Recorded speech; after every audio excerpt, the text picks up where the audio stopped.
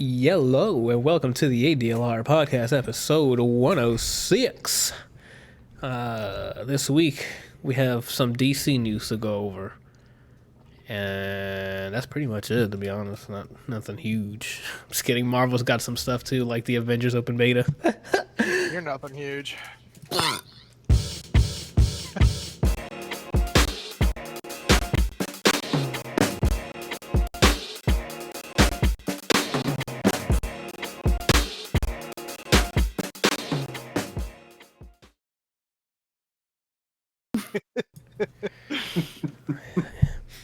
Oh, I forgot. I need to cut that up, by the way, before the archive goes away. The highlights for last week's episode. Cut the highlights. What? Make the new highlights. I mean, I still gotta make those, and then this week as well, if there's any. But it's probably gonna be a trash show anyway. Episode 106. I'm all the mics are live. Welcome back from the intro.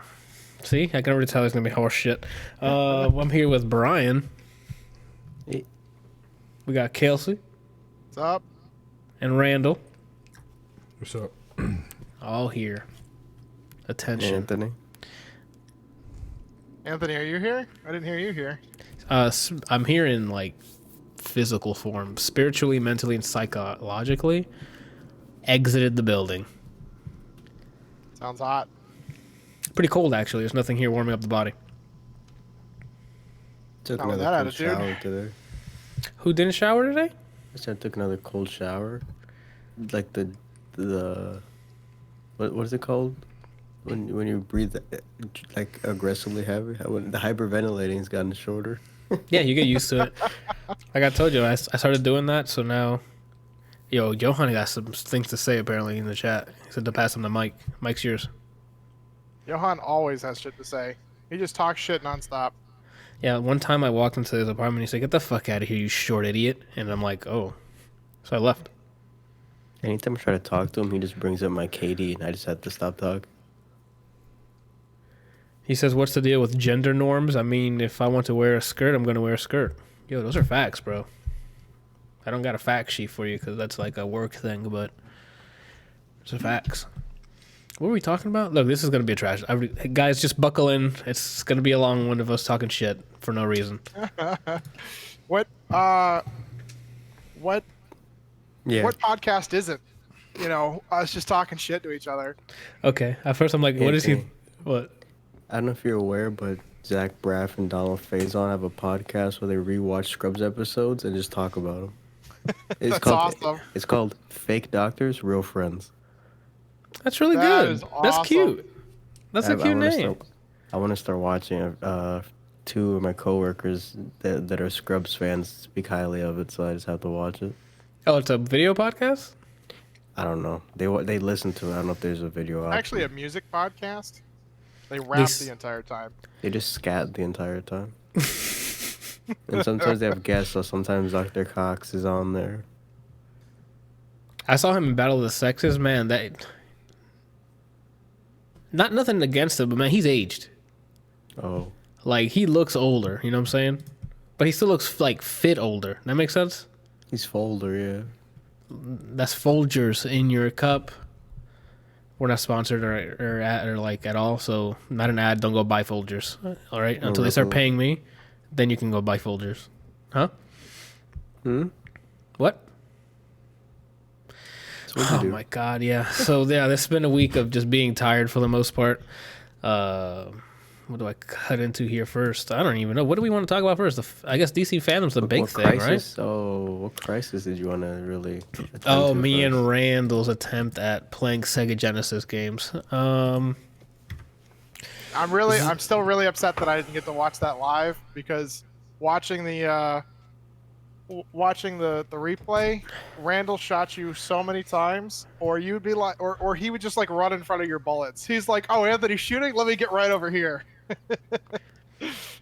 I saw it in you were intent on killing me, Randall. And you're probably Randall's like, what are they talking about? I don't know what game they're talking about. Well, Randall, good question. Xeno Crisis is the game we're talking about right now, Randall. You remember that adventure we had? This is where you respond to a question, Randall. Oh, you was talking to me? Yeah. It was just this weekend. Oh, was it Thursday or Friday? Thursday, because remember you said no, do it Thursday. So we did it Thursday. Because Wednesday was your hooker night, so. My what? Huh? Okay. What's going on? So Xeno Crisis is a 2-player, top-down, twin-stick shooter-ish kind of game. I didn't know the history about it, but apparently there was a game made for Sega Genesis recently. So like the developers made an actual Genesis game and then ported it over to PC. I think that's the story. Or I'm lying. Who cares? It doesn't change from the fact that the game plays like one of those older games. Very arcade style. Not a roguelike because no progression carries over that I'm aware of. Like when we started over, we started from scratch, right? Nothing really was brought over. So you get 2 characters. They have names, but I don't really know. It's a dude and they're both army people. Dude and a chick. I don't know. You can pick the same character for both. They give you a different color. If you do pick the same characters, and you just shoot your way through the story like an older Sega game, older arcade game. The only difference is it doesn't play like Raiden or Raiden, where you like the ships and you have like infinite bullets, you just keep shooting. Yeah, I have a limited amount of bullets, and that game is smart enough, so like not smart enough. Once you deplete your ammo, it starts spawning ammo, but it'll spawn it randomly in that room. So it could benefit you, like it'll spawn right next to you, or it can be the other side. So you have to do some dodging or maneuvering, or use your melee. Which the melee I think was auto, right? Like as long as you get close, you can melee, and then there's like a second or two of cooldown, then you can melee again. Oh, like Metal Slug. Yeah, where you just go up and it'll whoosh, and then you have to wait a bit before you can do something. Otherwise, you get damage or take damage.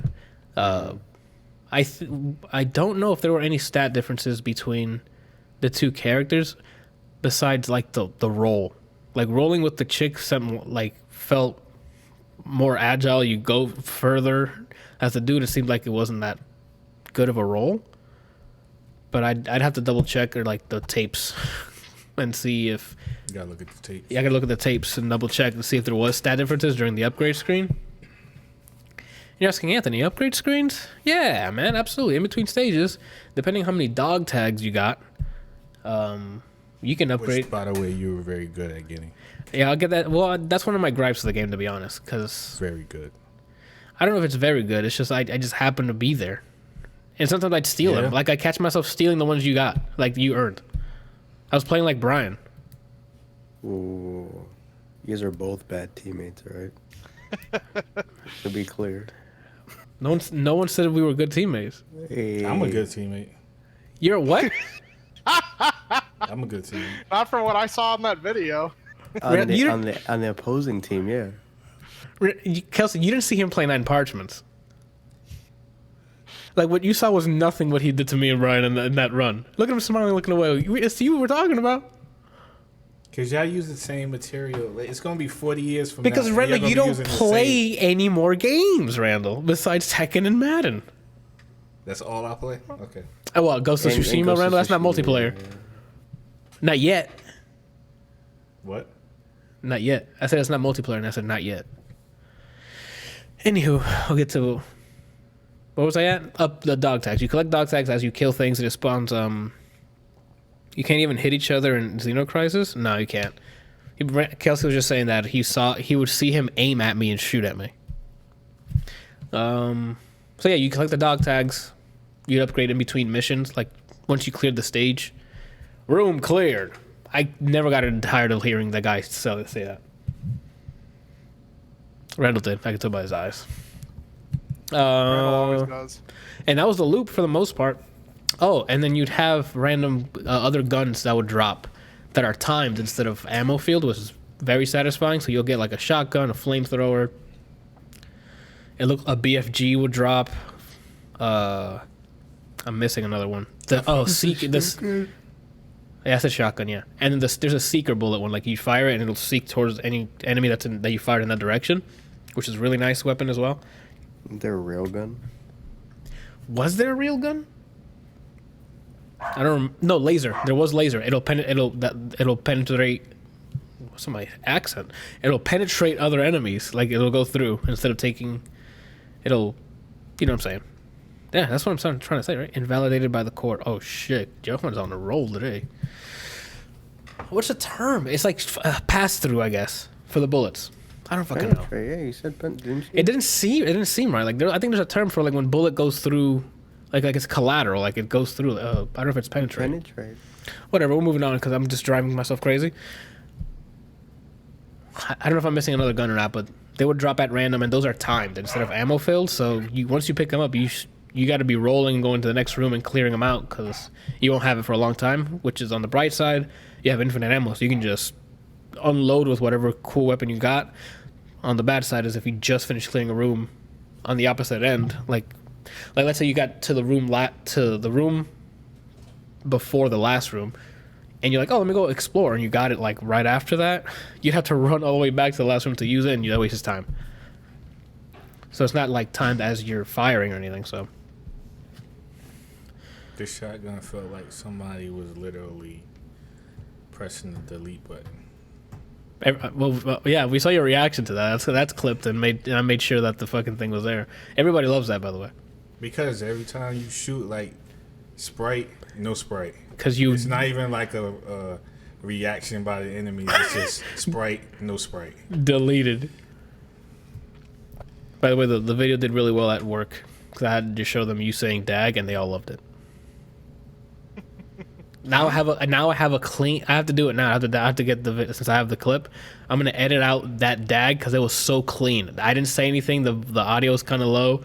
All it is is like a shotgun shot, quiet for like 50 milliseconds, and you just dag, and then I can just clip that out, and that can be a sound bite. Did anybody clip it on Twitch and then, or was it just a recording? I just have it recorded and I clipped it. But I mean, like, you can go. I think the archive's still up, so. Hobby can should be on YouTube already, right? It is. You can rip YouTube audio and or just record Chrome. And that too.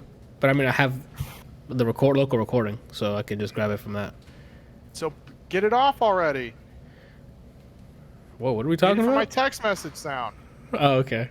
Oh, that's a good idea, dude. Dag. You have so much content, Randall, and you're just like, I'm just gonna sit on it. My new ringtone is gonna be "Throw the ball, baby." I don't have that clip. I know. He would Why every time he say he make it sound like I lived in Texas all my life or something. Randall, I don't think you understand what you said then. I understand what I said, but I don't sound country. Randall, I don't think you normally sound country. For that line, you transformed. Okay. I don't think you understand what salt does to you, Randall. It makes food taste Salt better. does to everybody. Well, Randall, that content will taste a lot better when you... He's gonna cough in the middle of my fucking talk. Sorry. Yeah. When Shannon gets excited or gets like angry, her country starts coming out, and it's absolutely hilarious. I love it when she's drunk because then the Texas slur starts coming out, and it is just downright adorable. Shit, you gotta... After a while, you gotta show that repeater. Start firing that thing off, you hear? Right? What are you talking about? What are you talking about, Randall? Okay. I'm just letting you know he's gotta fire off his repeater. What? That's vodka, though, let him talk. Yeah. Brian, we're not doing that. What did he say? I missed it.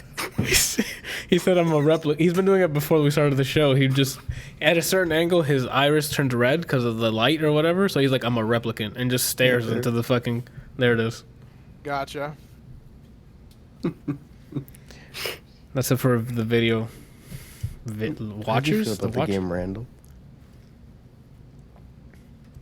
I don't know. It was alright. What were your favorite parts? Get the fuck out of here, Randall. What do you think of the game? Shrugs. It was I said alright. it was alright. That's it? You had no gripes? Gripes? Yes. Yeah, gripes or things that you really enjoyed. I wish it was infinite ammo. I thought the whole picking up ammo thing was annoying. Especially with how fast-paced the game is. Uh-huh. I didn't like that. Damn, we're on a different part. Then we're... Do you guys remember... But I know you have infinite ammo with the Contra base gun. Do you remember with the guns that you pick up if it's infinite? And then, like, you lose the gun when you get hit? You only lose it if you switch to a different pickup. For the old Contras. No, if you had it out and you died, you'd lose that gun. Yes. I thought you meant like But it was infinite ammo every gun. yes. Yeah. Okay. If you manage to stay alive with it, it's yours. So if you got the spreader, God mode. The best part. That's is the what it was first one. called, Anthony. It If was you say called so, it was called the spreader. Whatever you say, bro. I mean, you're into whatever you're into, dude. Okay. The best part is Contra, the first episode, when you're on that broken bridge and in the lava arch, because then Yeah. you can step on it, so one of your legs is slightly up, so you're Captain Morganing, and pull both guns out. And you're just like, and then there's a fucking volcano arch. It's lit, dude. I'm on the opposite end here. I liked that it was a limited amount of ammo. That way you don't just fucking fire for no reason. Like your ammo's worth something. You have to place your shots well, not just like right in Project where you're just constantly firing the entire time. And things will die off screen because you're like, oh, I'm just shooting, and he happened to hit the thing before he even came on screen. And instead of, oh, the thing came on screen, and let me assess what it is. Should I use my bullets here? Should I use a grenade? Like, I had a little bit of like management that's not like fuck, because as soon as you run out of bullets, the game automatically spawns an ammo thing, and then you gotta now decide: do I just roll over there? Do I kite the enemy? Like, I think it adds another layer of She could bark at them. I don't know, some sort of mechanic. I don't know. So I did like that. So what did you like, Randall? If you didn't like the limited ammo, since you fired it off immediately and lost all your ammo. I did good ammo management. Randall, I said when we first started. Shots. No. When we first started, you fired all of it in the first room. Oh, because I assumed that we had unlimited ammo. Got it. Before Randall answers anything, you liked that was limited? Yes. So you like managing meter/ammo? I don't know who I am, Brian. I don't know who. What the hell's going on, dude? I think it added a certain level of like, oh shit, I was constantly, as I'm firing, looking at how much ammo I had to make sure like, oh, is the one gonna spawn in a second? Because as soon as you hit 0 and you try to fire, the game's like, you don't have anything, but here's ammo, and it'll spawn it. So I'm like constantly looking trying to manage it. I don't know who the fuck I am anymore. Oh my Replicant, I know that, but what are you? Oh my god. Well, what is I'm a scroll, Brian. Oh. Anyway, the gripe I did have was What did he say? I don't know. I think he said bitch. Somebody clip it. Show it to him later. Okay, I will. I added a stream marker. The hell were we talking? He threw me off. Use asking Xeno Crisis. gripes. Got it. I know it's Xeno Crisis, Brian. Oh, the thing I didn't like was the dog tag situation. Like, just because I'm rolling around, like I don't even have to kill anything. Randall could be doing all the work, and I can just be rolling over his dog tags, and now he can't upgrade because I'm being stingy or whatever the case is. Oh, we don't share leveling. No, which I don't like. But especially it's almost like it's involuntary because it's so much throw up all over the screen that you're constantly evading. The last thing you're actually looking at is if I'm rolling over a dog tag. Oh no, Randall! the Like first thing I look at. yeah, I'm not gonna. Thank you for trying to save me. As soon as there was a dog tag, I was heading for it. Oh, so you deliberately? I deliberately took. So I apologize every time. I'm like, sorry, Randall, I had to take it. I said it like 80 times throughout the entire stream. This dude would have 24 points to use, and I have 9. Get Like, more? that's the one thing I didn't like. Cause like, what's the point then? We're supposed to be like leveling together, you know? Like the point is the squad works. And granted, I guess that adds another level of cooperation and like talking. But then they have you. The dog tags are time limited. So like after a while they disappear. So at that point I'm like looking around to see if he's going for the one that like he'll kill an enemy. A dog tag drops from that enemy, and I'm like at that point I'm like frantically looking at how much ammo I have. Where am I on the screen in relation to that dog tag? Is Randall moving closer to that dog tag or not fucking bothering at all? And then as soon as I see a flashing light's going away, I'm like, fuck it, he's not getting it. So I roll my way across the screen to go get it. Because it's time. If they all just stayed in place even after you kill everything, that's different. But if they add a... Go ahead. Brian and I used to do that in Brawlhalla, but it was usually me grabbing a spear and throwing it at him. Oh, even the projectiles are friendly fire? Yeah. Everything. Everything's friendly fire in that game. It's no different than playing, Smash Brothers. But for Smash Bros, you can toggle whether or not your opponent can hit you.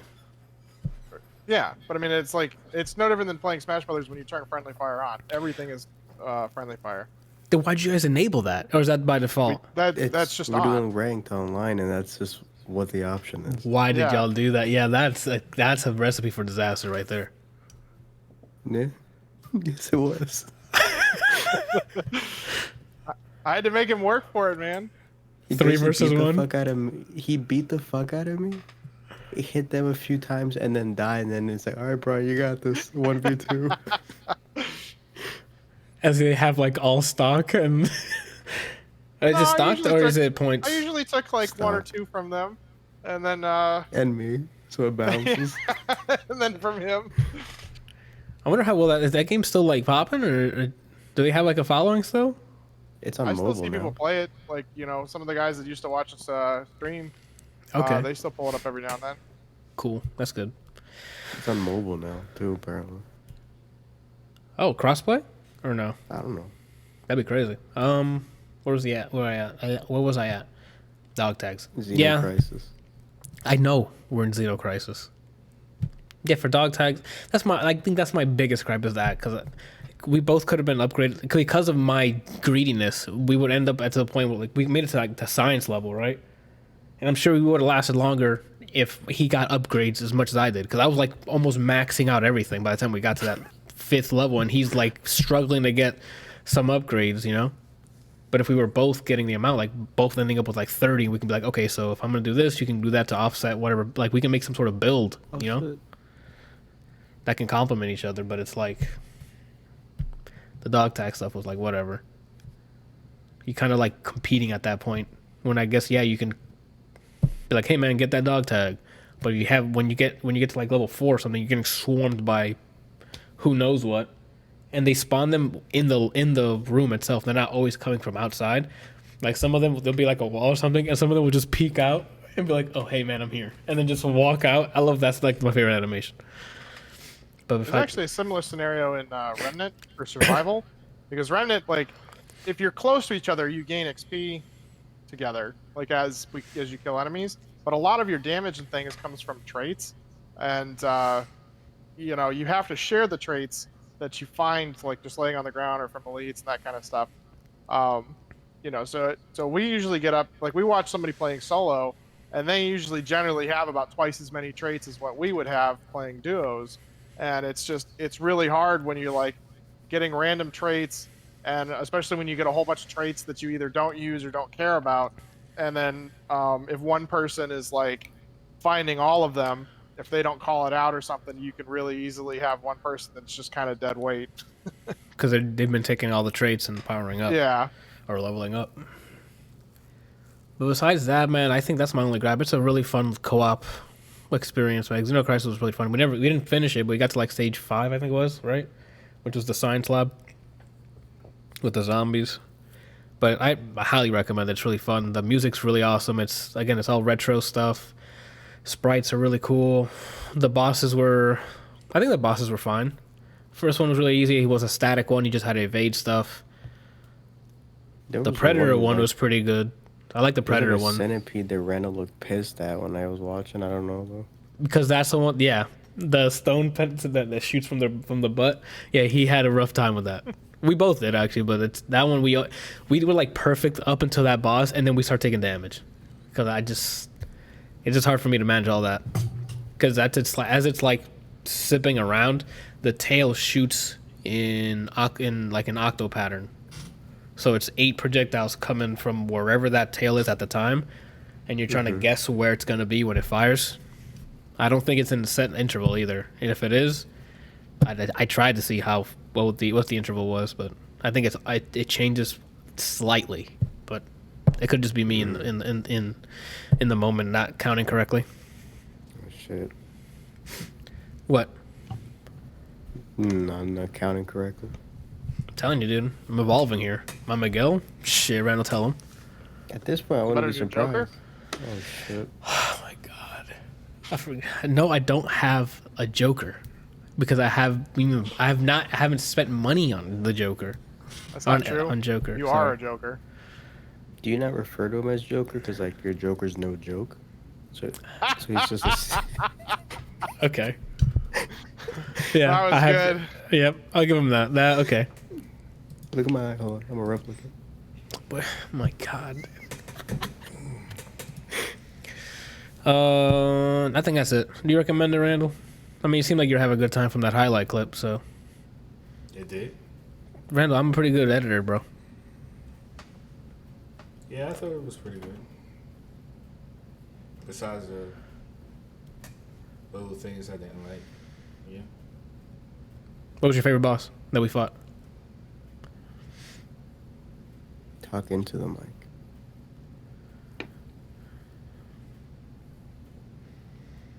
Do. Yeah, I look like he just fucking knocked out. He's just like, "What's your favorite boss?"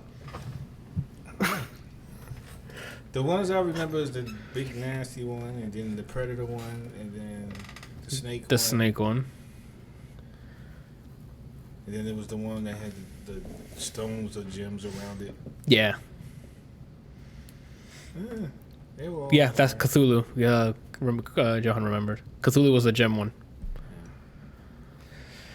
That one was really cool, actually. Now that I think about it, because it had like different firing patterns that were happening quickly, and then he'd morph into another thing, and then morph back. Like that one had like a 6-stage boss. Like he was swapping it back and forth. But they happened so quickly, it wasn't like overstaying its welcome. All right. Guess we can just keep on going then. You know what I'm saying? Do we go right into the fandom, or did you guys do something before Saturday? Spiritfarer. Rogue think Legacy that's 2, Sunday. Remnant. When did you play Remnant, Kelsey? Probably that Friday, right? Yeah, and I played Thursday. So, tell me about the new DLC, man. Is it a story campaign DLC, or is it just more content, like more survival mode content? So I mean, it adds a lot. It adds to several places. There's apparently some DLC in the or the first DLC. There's apparently some bosses that you can only fight in adventure mode, which I didn't know about. So I found that out.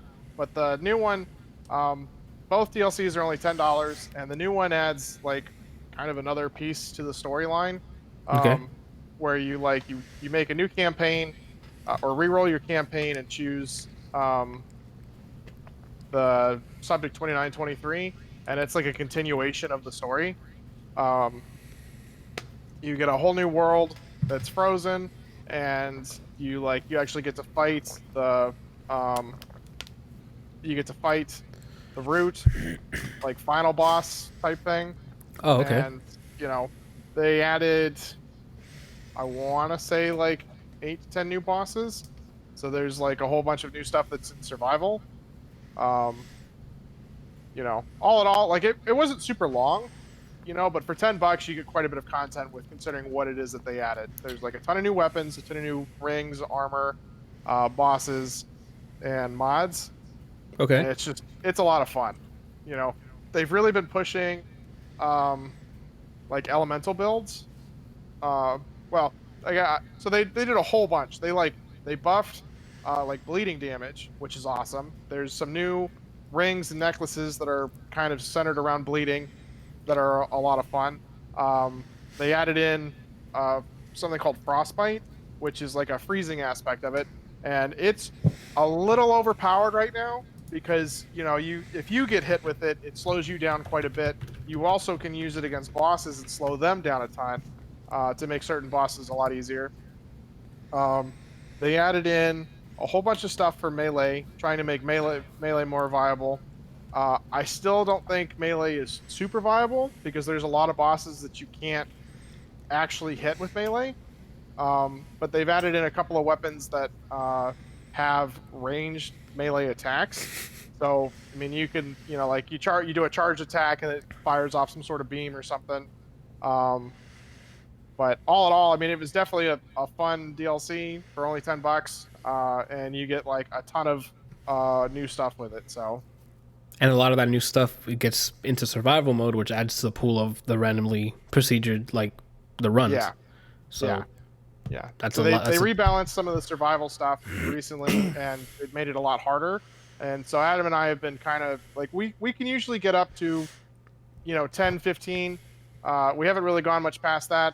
usually what happens is we die to some dumbass mechanic, like a boss that we fought 1,000 times. He's super easy, and you press the dodge button at the wrong time, and you get hit, you die, and you're like, motherfucker. No, I've been there. I've seen Brian get there. He's like, "You're not even good," and he just yells that at the screen, and I'm like, "Okay, so I know he didn't die on his own mistake there got him fucked." Yeah, there's been a lot of unnecessary deaths for dumbass reasons. I feel that happens. That happens to me in Hades. That happened to me a lot in Dead Cells. Before I finished that game, dude, or fought the last dude, even during the last boss fight in Dead Cells, nah, I'd roll back into the flame things that are on the side and get myself killed, and I'm like, oh, all that hard work, Anthony, just threw it in the fucking garbage. Love it. Yeah, my favorite is when you're doing decent, and then you finally you get a weapon, you get your health back to full, and then you go out to the next area and just throw it all away. You're just like, Yep. Yeah, I just wanted to lose 97% of my health. That's cool. I didn't need to, I didn't want to play this round anyway. It sucks. Yeah. All the time I spend in it, whatever. That's me almost anytime I do a run in Hades with the fist weapons because I get so lost in working the body. Facts. And I just forget what I'm doing, and then, oh, you lost a life. I'm like, all right, well. Yeah, facts. That happens to me. That's a really satisfying weapon, dude. The fucking fists, dude. You're in there just and just working it, dude. You can build it so broken, too. It's bananas. Okay. Do you know if the new DLC comes with the stuff we bought in the collection, or is this going to be something extra? Ask that again. Sorry. You know how we bought it with a bundle before that came with the DLC that was currently out? Does that include this, or do we have to buy the Subject 290? Sorry, I think you have to buy the Subject 2923. Okay, so it wasn't. I think it's separate because that bundle only included the Swamp of Corsus, I believe. Yeah. So it's you have the base game, Swamp of Corsus, and then Subject 2923, and it's all. I don't think there's a Game Pass for it. I'm pretty sure this is their last set of DLC that they're going to release for this game. So now the bundle's probably going to include it. Yeah. So if you were to buy Okay. if they do another bundle, this will probably get included with it. Nice. I mean, it's only $10. I guess it's not that bad. Maybe Yeah, the next bundle's going to be humble. Yeah, if you guys are enjoying the game, I would definitely suggest getting it because it it is a continuation of the story. You get some new, more challenging areas, some really awesome upgrades and things. It's $10. It's not like you're breaking the bank for this. You get quite a bit, especially considering how much replayability the game has, especially with survival mode. Yeah, Javi says he still has to install it on his computer because he got it for Epic. Epic was giving away the base game. Mm-hmm. They waited for all of us to buy it, and then they're like, "Oh, here you go. It's free now." The curse still stands. I bought a DLC character for Undernight. This week, the game and all the DLCs on sale. I bought it last week. I think on Steam, Yeah. you should be able to, if you act quickly, you can contact Steam support and be like, "Hey, I bought this a week ago," and they'll give you the difference back. I just want to do that. You gotta contact Steam support. Yeah, but where? Oh, steampowered.com, and then you scroll down to support or contact. Go to view. What's your problem? Go to view. I fucking love that clip, dude. Go to view.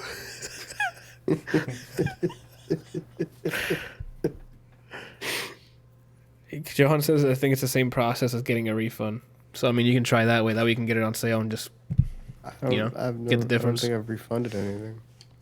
Okay, well then, I can't help you at the moment, Ryan. We're in the middle of a show right now, I can't help you. You should have done this, the second they announced it, you know what I'm saying? Oh. This deal, I mean, not the game. All right. So I guess we can move on. He recommends it. I believe him. Especially since it's just more content and especially more gear and stuff to add to the pool. We still haven't done the survival mode, which is probably what benefits the most from this update.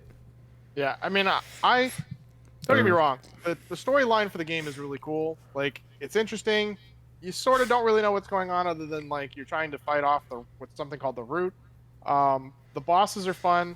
I don't really care for how slow the storyline pace is because like you could play the storyline several times and never get the weapon that you want. You have to get to the certain boss, and there's always the chance that you never get it. Not to mention that it's not like Borderlands where you just like get a shit ton of guns and you can, upgrade here and there almost any time you want. You kind of just you get a weapon, maybe, and then you just have to use that till you either get something else that you like or you manage to play the story enough that you've gotten all the weapons and items and mods and that kind of stuff. But the survival mode is so much fun because every playthrough is different and exciting because you might get something you might have a build in mind that you really like to play, but you get to try a whole bunch of different builds because you find items throughout the world, opening chests and that kind of stuff. You get to buy items from the shop. It's a lot more fast paced.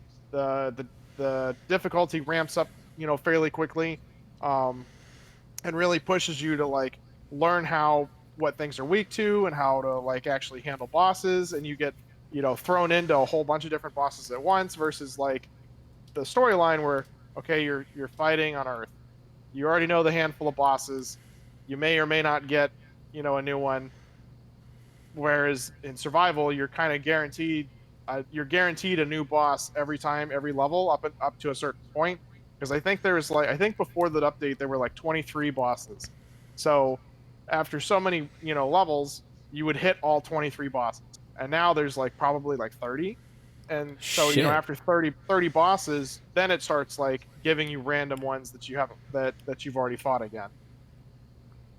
I like that. So they swap it if you beat the boss or no? You know how you're saying they give you a new one? Do you have to beat him to get the next new one? Yeah. So in survival mode, it's just like you keep going until you can't go anymore. So you get a new one for that run. Yeah. Got it. But the run keeps building. So like you start from nothing, literally from nothing. You're standing there in your underwear with a backpack. Let's and go. You have like $1,000. It's like a party. And there's like 5 stones. One of them is for like jewelry, one of them is for weapons and mods, and another one's for armor.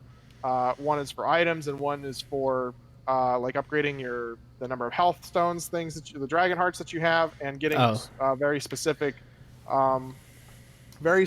or a random trait with your cash. And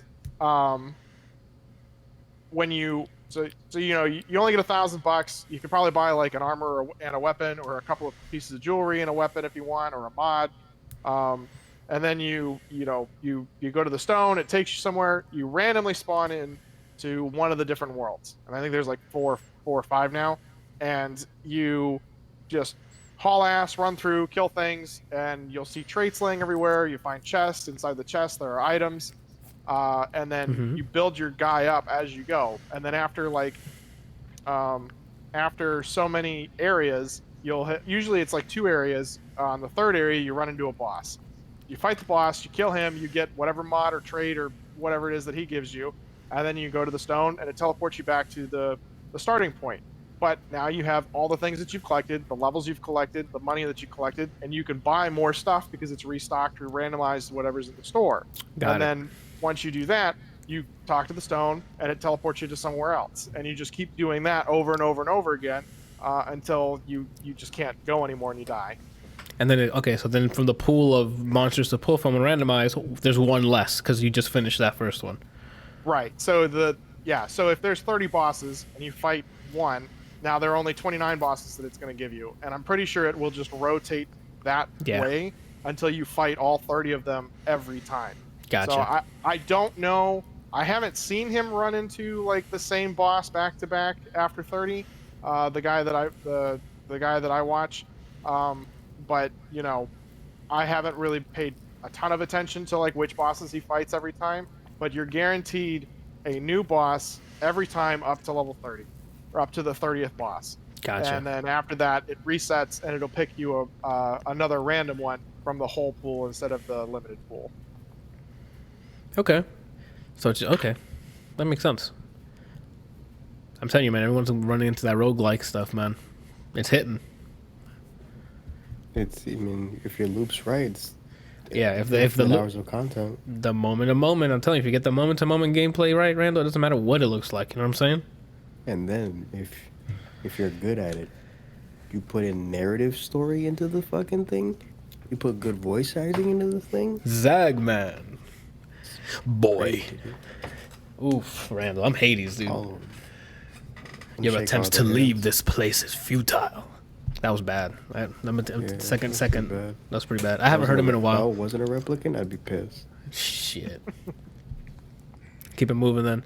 All right. What are we moving here to? Oh, I mean, we Kelsey, you can go on to the next thing. Because I think you played that same weekend. That same weekend. My bad. Hold on. This decided to do his own fucking Pick thing. one. It's Freaking out, dude. I was talking about Mortal Shell. Okay. Because I mean, I caught. Wild-ish game. Yeah, I saw you play a bit of that. Those enemies are no fucking joke. So it took me 11 and a half hours to beat the whole thing. I feel like it would have taken me only about 7 hours. Back it up. You're done? Yeah. What? That sounds short as shit. Did you speedrun it? I would have done it a lot faster had the controls not been so shitty on the keyboard.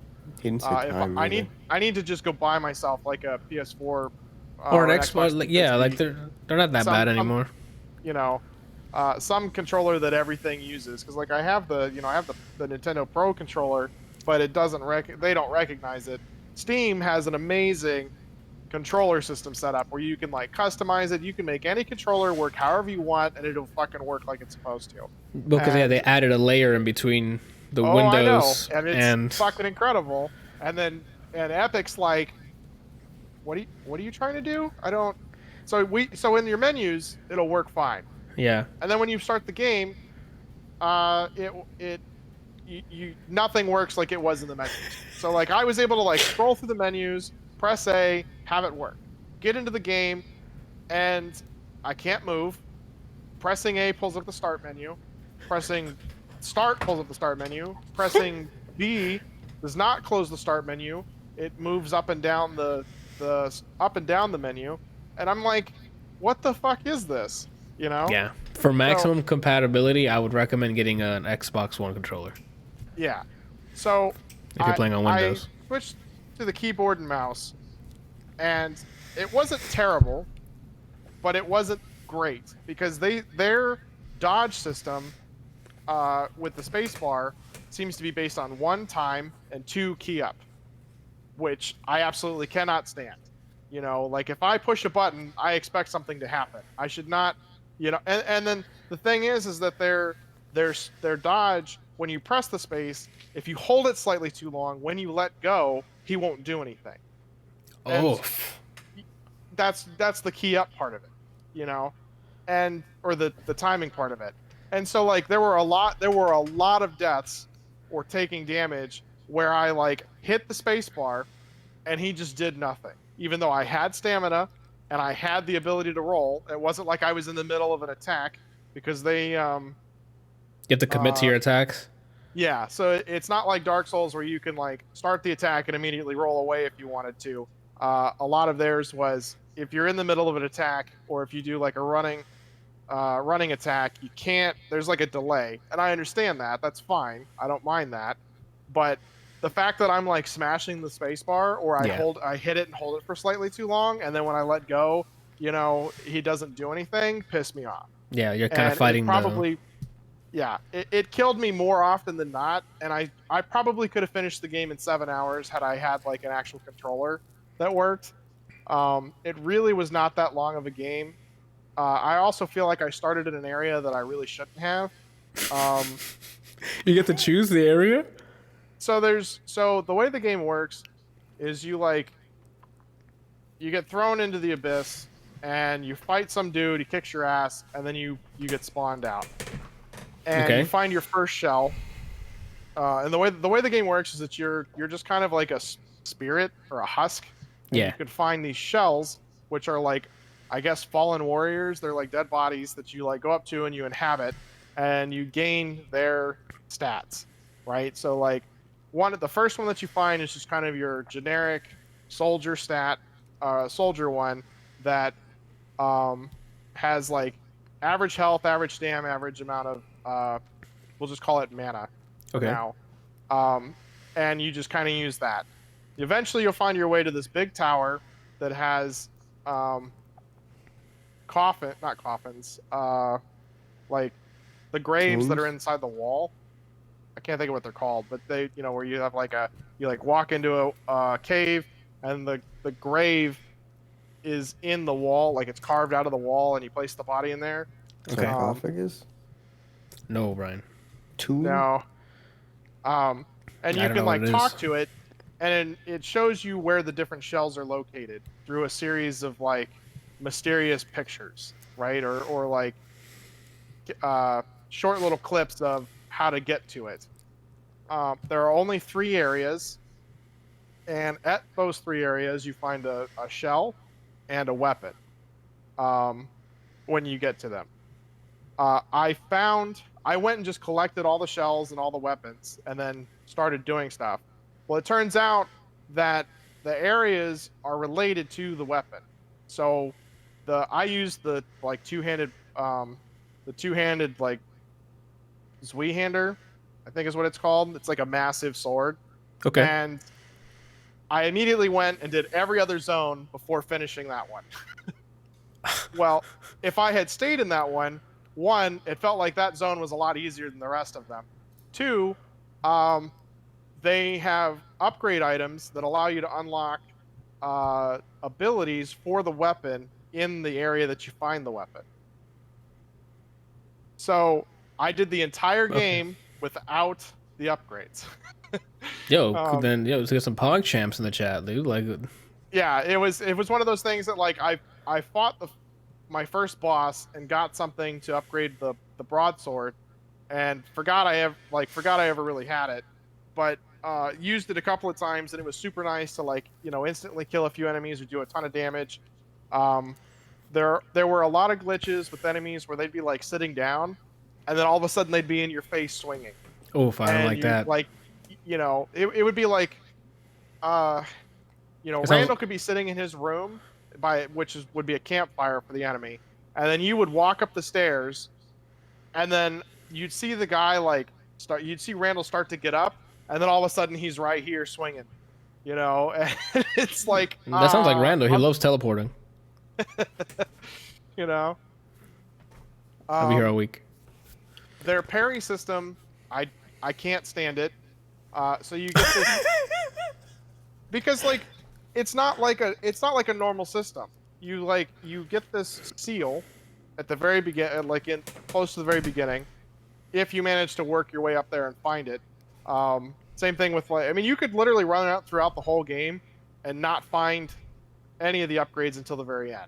Like I did what I think was the hardest zone first because they had archers, and I had no way to deal with archers. Like they would just literally when I finished the boss, I started running back, and there were like 9 archers just sitting on a ledge waiting for me. And they fire 3 arrows each from their crossbow.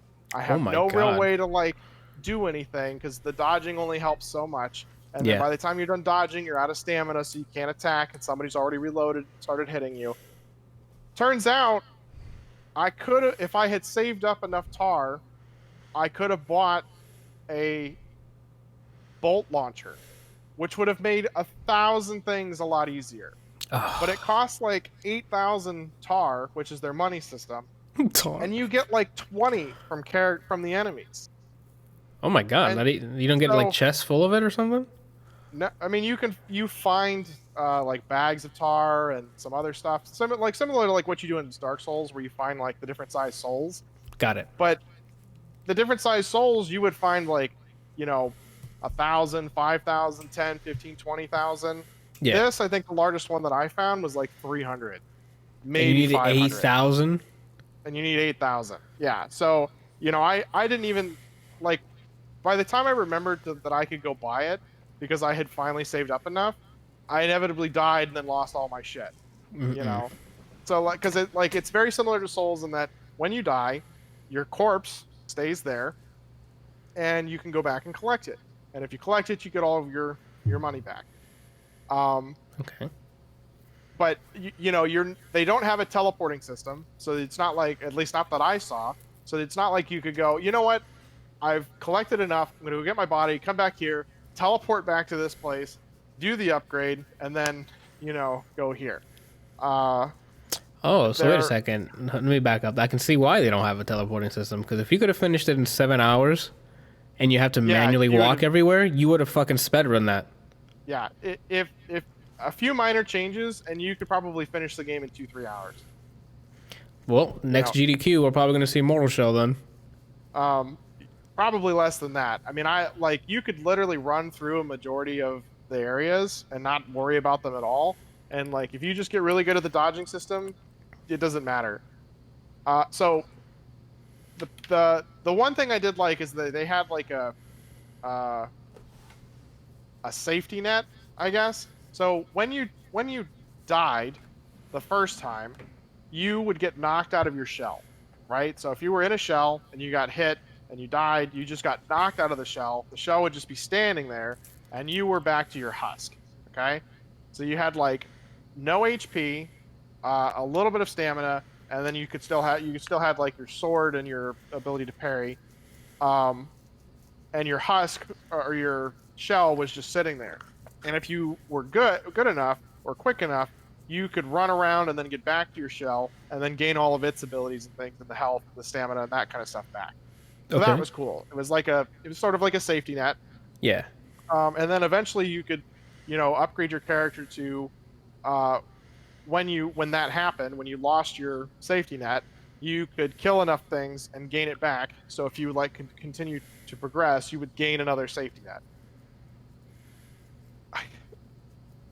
I don't know if this was a bug or it was intentional or what, but it was really annoying. So the first boss that I got to, finally get to the end of one of the sections, and I get to the boss, you pull this thing out of the ground, and then the ground opens up and you fall. Okay? They do that a lot in Dark Souls, but there's some weird mechanic in Dark Souls that just prevents you from taking damage or anything like that, right? Right. It's a scripted fall, probably. Yes. Or there's like a pile of bones or ash or something that keeps you from taking damage. Yeah. The first time I did this, I fell, nothing happened, fought the boss, died. Like shit. So I went back, pulled the thing up, fell, lost my safety net. I was like, the fuck? Isn't that like the way to get to the boss? There should be. Yeah, there's no a way around it. You literally just pull the thing out and you fall. That's it. There's not like you can roll or jump off or there's stairs or something like that. To get to the boss, you pull the thing out, floor, like a massive part of the floor opens and you fall down. So I fought him a couple of times, and it was super fucking annoying that I would just lose my safety net occasionally, or most of the time when I fell. And so I looked at my upgrade and found that you could get something that when you I forgot to talk about this. So one of the block mechanics is something called hardening. And basically you just harden yourself or your shell so that when something hits you, it just you basically turn into a statue, and then the attack gets deflected or bounces off. Metapod. Yeah, you basically metapod. Okay. And that is a super awesome technique, and you can only use it every so often. It's not like you can spam it. You can use it, and then there's a small cooldown, and then you can use it again. Mm-hmm. So I was looking at my character upgrades, and there's something in there that allowed me to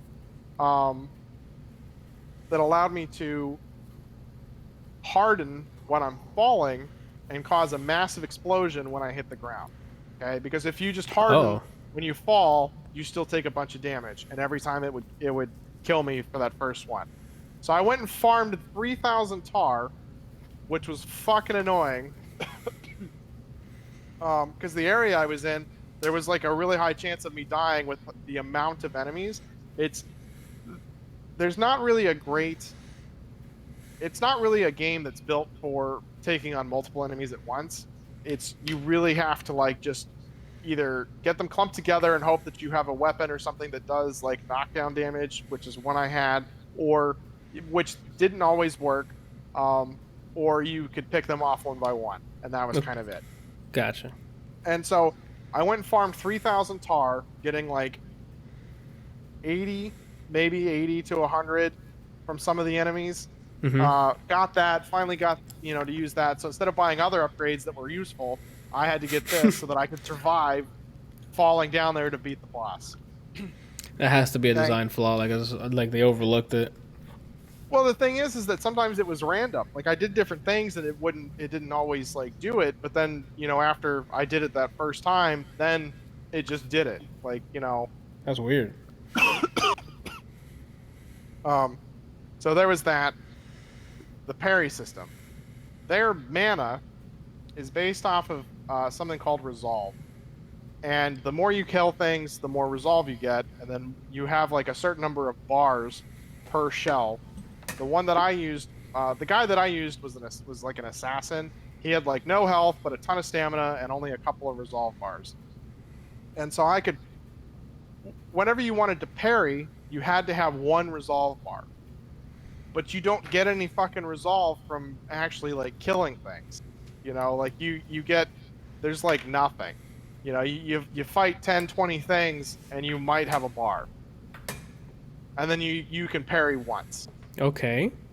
Or if you save up 2 bars, you can use the skills on the weapon that I didn't get until the very end because I didn't do the area that I got the weapon from. I'm not sure I'm liking that. I should be able to parry regardless. Like That's what I'm saying. Like if I want to fucking parry, I should just be able to parry. Like that should be one of those things that like if I manage to get a parry off, I should get bonus resolve. That's my thought. Yeah. Why am I managing my parry meter, man? What the fuck? Yeah. Like it's the only game that I know of that you can't. That's weird. Do the parry continuously. Like for a game that has a parry, every other game that I know of that I've played, if there is a parry, you can use it, willy-nilly, and as long as you succeed, you don't, take the damage. You can do the parry and do other stuff.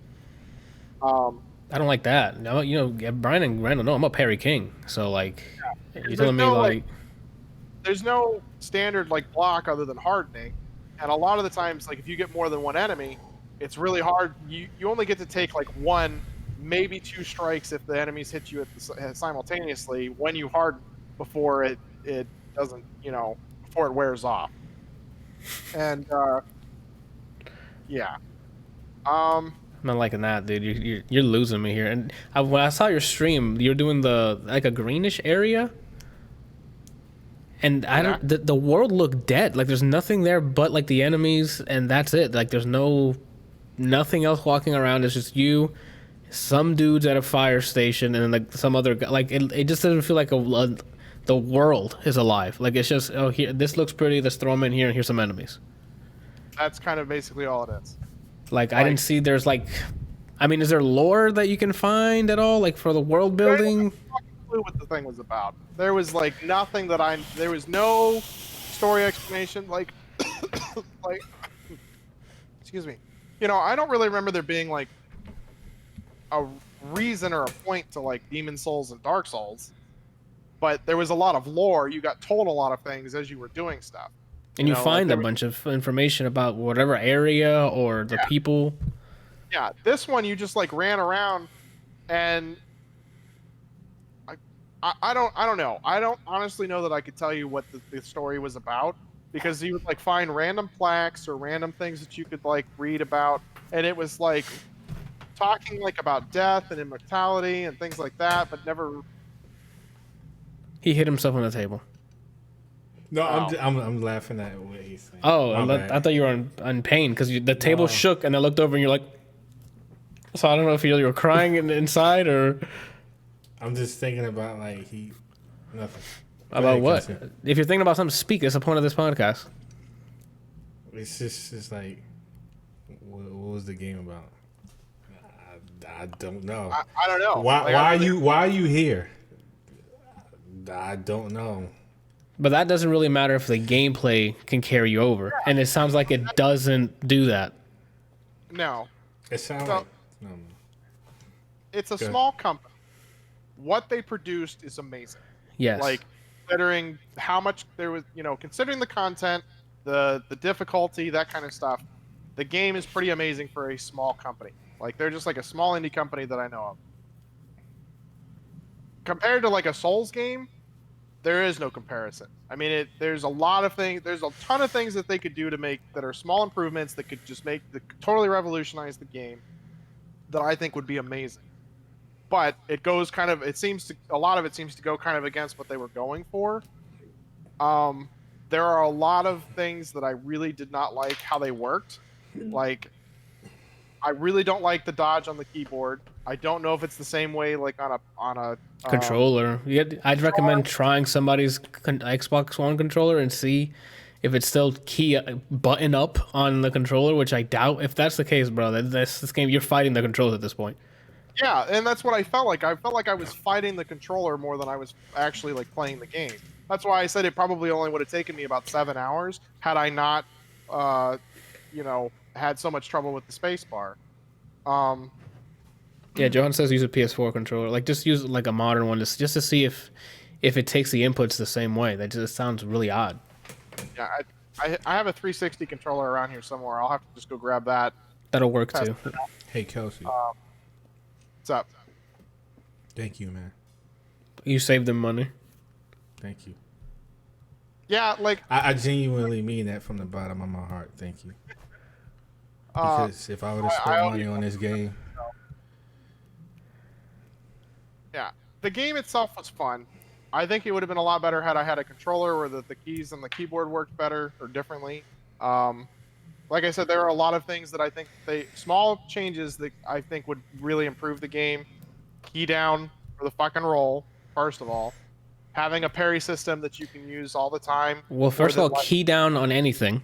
I don't know why key up is a thing.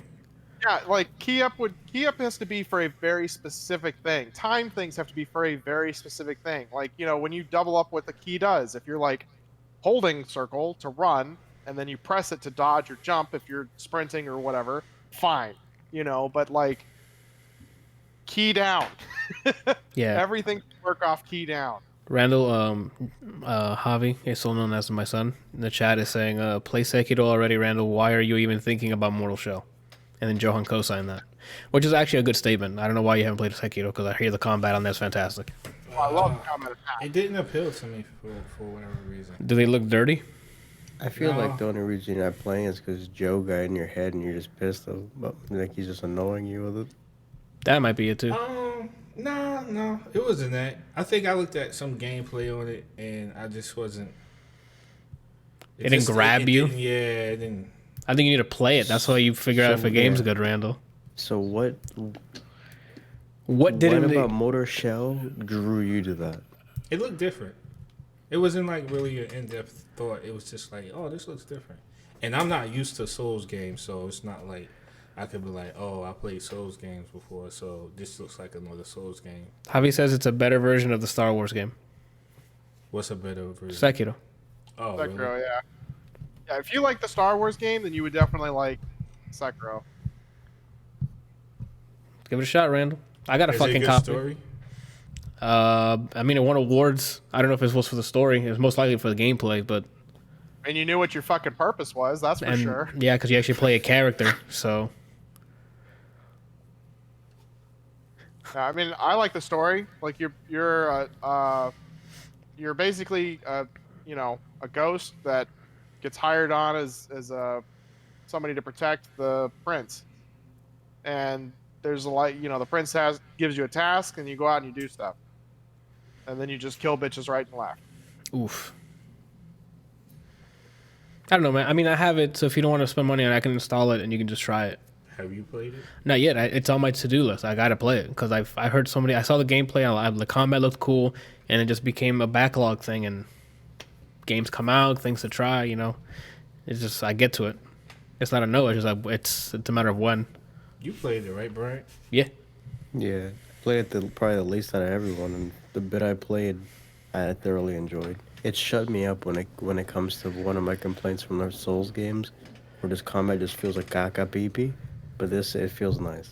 But that being said, I didn't get too far, but I enjoyed my experience. What made you stop playing? Because Things came up. It makes him angry. No, I didn't even get. I wasn't like even upset at the point that I was at. It just things came up, and then when I came back into it, I just lost interest. Imagine that. Imagine that's a sleeper hit for Randall. He plays it and he's like, "Yo, can I add it to the game of the year 2020?" So, But that's just because that's him coming back to the game. But Yeah, the game and itself I- is fun. Him and I kind of like similar games when it comes. and he just said he liked it, Randall. when it comes to can I finish? No, because what you're saying is already nullified by he liked it. It's not nullified because if it was that good, he would have finished it. Randall, see, us here on this podcast, we need to get as much content on this podcast as possible. So we play a bit until we get it, and then we move on to something else. I think a lot of stuff also came up for Bryant. I think there were a couple of games that like came out near that he enjoyed more because they were more his play style. Yeah. Like I think there was like either Hades came out or Hades content came out, and he switched over to that. And And then then Hades Early Access did come out last year, which was the year Sekiro came out. Yeah, So there- like, Randall, I can tell you from experience, Hades is worth. Yo, let me stop Sekiro real I've quick. seen gameplay for Okay. Hades and that game looks good. Hades Okay. is fucking fun. Okay, I'm sorry, I'm cutting everybody off today. I'm sorry. Since you have a free way to play, I recommend playing it.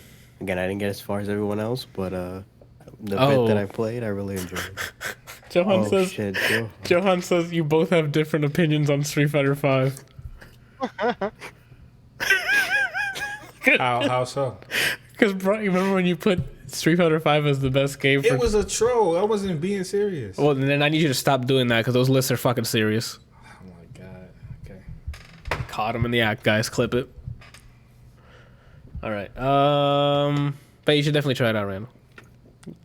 Just because he hasn't come back to it doesn't mean he doesn't like what he played. That doesn't make it. No, the key term that I took from all of that was I lost interest, which means that it might be good or decent or whatever you want to label it, but it wasn't good enough to keep his attention, which is a red flag for me. Okay. Especially if I'm going to spend time playing this game, it's like I don't think I've done it pretty good for me personally. We're just talking about me. Well, yeah, personally. we're not talking about my water bottle I here. think I've done a very good job at picking games that I like to play and playing them through. I cannot say to this date that I've played a game and disliked it and stopped playing it. So I do a pretty good job at like picking something and The zombie game that we started together. You never played it again. what Dead Nation? No. The one on Stadia. You Zombie and I were- Army. Well, Zombie yeah, Army. because we were We playing haven't- as a team. Yeah, one we haven't just scheduled. There's another time to play it. Yeah. Well, no, remember we're like going to play. And he's like, it was whatever. You don't remember that? I don't remember that conversation. No. My bad. I mean, I would still play if y'all was playing, but I was. Yeah. We kind I of would got just it and say- moved on. Like this was the thing. We got what the loop is. We're like, oh, it's fine, and then we moved on. I would Still a good say game. Still Give it fun a anyway. sitting. Give Sekiro a sitting, hour or two. Try the game. Yeah, If you don't feel anything like any urge to continue, scrap it. just uninstall it. It's only an hour. Yeah, when you 2 sit hours. like during the week when you're like, I'm gonna play some Tekken for like who knows how long, and you get salty, instead of playing Tekken, sit down, you play yourself some Sekiro, and then you're like, oh, there you go. That's it, Randall. That's how this works, Randall. This is how we become content curators. All right. This is how we let the people listening and watching play this. Don't play this. You might like it. It's very subject. Like it's very polarizing. You know, we let them know that way. We do the hard work for them, playing games, watching movies. This is exactly why I couldn't have a podcast because I didn't play that. I didn't do play that either. I didn't watch that. I didn't like the way that looked. I No. wasn't feeling that. But I played this, but the other 300 games, I didn't play them. I played the clearly good game that everyone loves. The I one loved that it. was obviously good that a blind man can see it. I played that. Everyone's gonna be like, The yeah, game we with get the it. Prettiest horse in all lands. All right. Goodbye. All right, here we go. I'm Immortal Well, Shell. I would not personally suggest buying it full price. I apparently had some sort of coupon, so I got it for like $10 off. I would wait for it to go on sale, or wait for Epic to have it up as one of its free games. Or if they come out with new content, I'll play that, and or if they come out with updates. I'm sure that they're getting a lot of feedback now from the community and things with the release. I'm sure they'll update some stuff, maybe add some more Yeah. stuff. If you can I speed don't run that even- in 7 hours casually, I can only imagine what the speedrunners are gonna do. Like now that I actually know how the game plays and like where I should go and things that I should look for, I mean, I could probably beat the game in 3-4 hours. Mm-hmm. Like they have a new game plus. There seems to be a few things that you can like make decisions on that might change some stuff, but I don't honestly know, and I don't really care to go back and play the game again. Gotcha. It's not something. It's not like Dark Souls where I was like, I want to go fucking get everything. I want to kill all the bosses. I love playing this game. It was fun. Don't know that I'd recommend buying it full price. You have somebody that you can play for it free. Try it out. See what you think. Use a controller. Yeah, it sounds like there's the way to go, because that might be the input they tested against. Yeah. So I'm trying to find Mortal Shell on Twitch and see like how many viewers and stuff. Well, while you're doing Yeah. that, how my son gave you more facts, Randall. Sekiro won Game of the Year. So I Yeah. mean, you know what I'm saying? That sounds like everyone knows it's good, and it sounds like you need to be on that boat for your content. You know what I'm saying? Let everybody reassure them that the one that's lit is lit. You got it, bro. I think it should be installed on there, 'cause I definitely installed it. I was planning on streaming it. I just haven't gotten to it. So much shit. So Couldn't have said that, Anthony. You just dug the nail in the coffin. Now he's not gonna play, and he's gonna watch you play it because you said you might stream it. I mean, he's a grown man. He can make his own decisions. Like Are you planning on streaming it soon? I don't know when, Randall. There's a new game. Madden comes out this week, which means the heavy hitters are right after that. That's like an industry fucking ritual. When Madden comes out, it's fall season, which means all the big hitters are coming, and we know that because a month or two from now, Cyberpunk, Valhalla, like the new launch of the consoles are coming out. Like it's Randall. I don't know why you're. Hades will be 1.0. Hades will be No. 1.0. I can put it in this year's top 10. Yes, that's all I'm waiting for, dude. I'm so like Fancy? I'm like anticipating this game so much that it's scaring me. Randall, but you have to. You ever when you were like younger, That was always this get age. something that was so good that before you actually listened to it or you played it, Okay. I thought we were going somewhere else with that. you was afraid to because you was like, I can't believe this exists. Like, We still talking about? What are we talking about? what are you talking? What are you about? talking about? I'm talking about games and music and stuff. Oh, okay. We're on different pages. Go ahead. Go ahead, Brian. We need to keep in ahead. mind also, Randall, it's an open world game. So on launch, there's going to be bugs. You have to keep that in mind. I'm not like expecting there not to be bugs. It's just because people do that. It comes out, an open world game they're anticipating comes out, there's a bunch of bugs, which is normal, and then they start fucking red flagging it. And it's like, yo, chill. Are you playing with keyboard or controller? Me controller, personally. It's What a, about y'all? To be. I know Kelsey's gonna play with keyboard. Wait, so it's a first-person shooter? it's a first-person shooter, Yeah. so why? I mean, yeah, it makes sense if he wants to play on a keyboard. Probably and mouse. keyboard and mouse. I mean, they're the only games that I generally play with a controller are like Racing games. fighting or like, games or like Racing games. roguelite. No, I That too. usually depending on the game, I'll usually play most racing games on the keyboard and mouse. Really? Wow. I mean, I don't play consoles anymore, so it's like everything I get on here.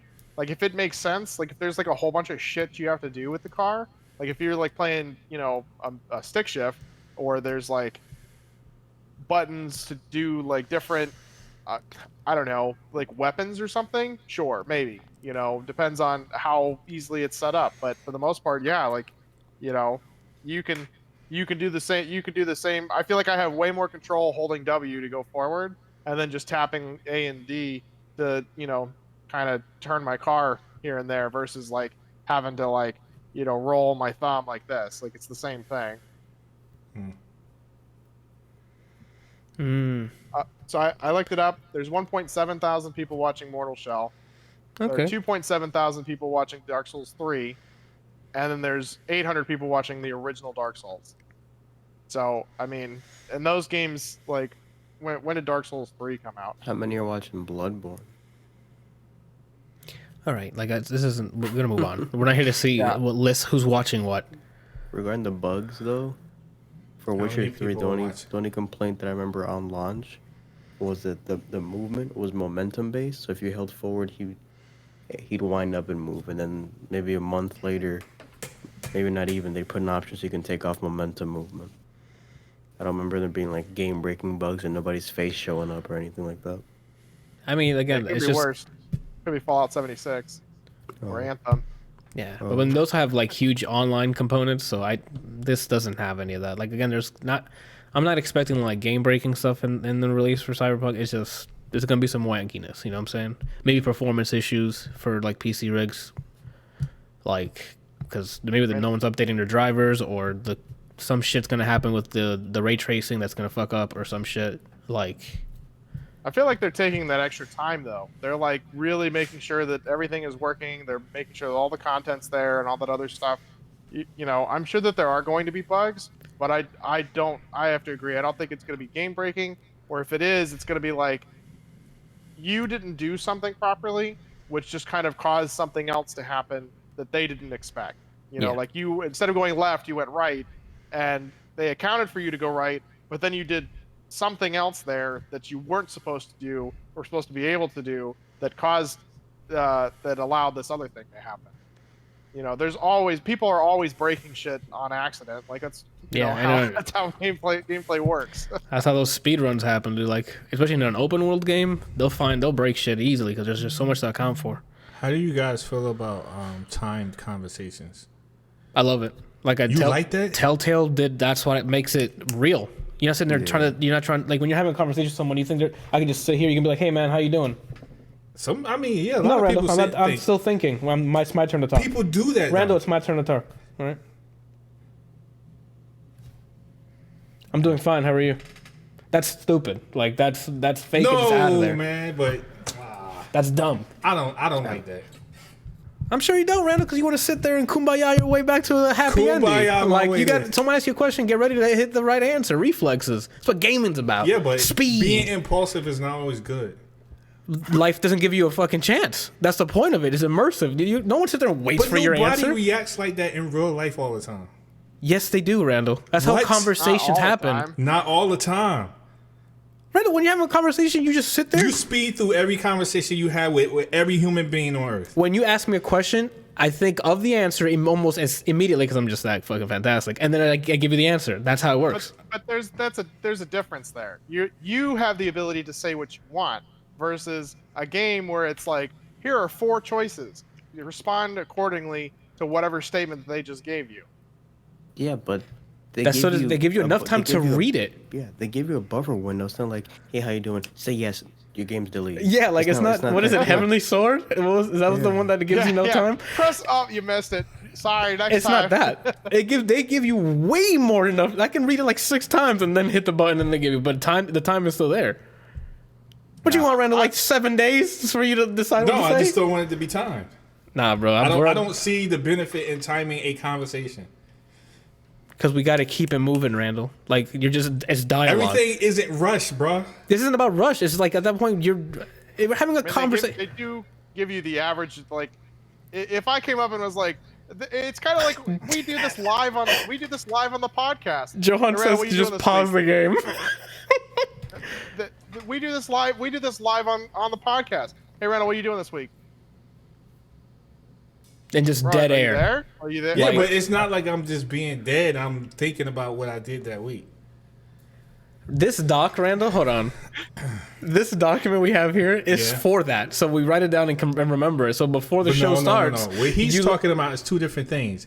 That's what we're going to talk about. He's asking, like you ask us, what did we do this week? You're not asking us what's on that doc. You asking us what we did that week. That's for you to freely, if you want what to. We're doing this week. Doing this next week.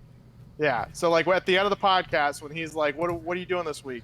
And, you know, you just sit there with like nothing, with no response, no grunt, groan, or anything. And then the rest of us are like, are you there? Did you hear him? Like, what's going on? Like, and then we give you a certain amount of time, which is the same amount of time that they give you in the game to be like, what's your response? Only you have something that you can pick from. Maybe to y'all. Hey man, if that's what you like, if you don't want it time for whatever reason, that's fine, bro. To me, that adds to it. That's like, they're talking to me. I got to respond here.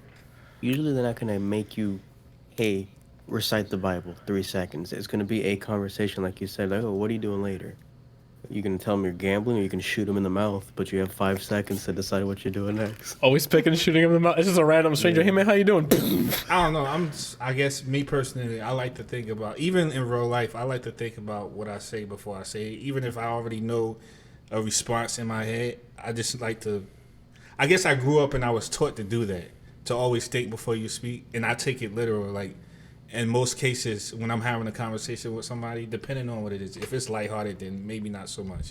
But if it's just a conversation with somebody, I usually try to think about what I'm saying before I say it, so that I can convey whatever I'm saying, like, the best way I can. So I usually do, like, I'm not saying, like, I take 60 seconds to answer every time somebody asks me something or someone says something to me, but I usually think about, like... Okay, Randall, well, let me give you a scenario real quick that Telltale Walking Dead does fantastically. We're in a but their questions are not elongated. They're like, save this person or do this. Yeah. Or take this route or do this. It's like really short, like... In that situation, that's different. I understand why that's more immersive, because it's like, either you're going to close the door because zombies are coming through, or you're going to help this person shoot these other zombies over here because they're crawling through the window. Exactly. But that's different from like having a conversation with a person. That's the same thing. Time is still passing by. So giving it time means progress is happening. The world's real. It's happening in real time. Yeah, but a conversation that I'm having with you about like what you're going to eat for lunch versus whether or not I'm going to save somebody's life is drastically different when it comes to immersion. It's not. How is it not? You're talking about, you're not going to die if you decide to eat chicken today. Ask me what I'm going to eat. What? Ask me what I'm going to eat right now. I might be allergic. No, I need you to ask me what I'm going to eat today. What are you going to eat today?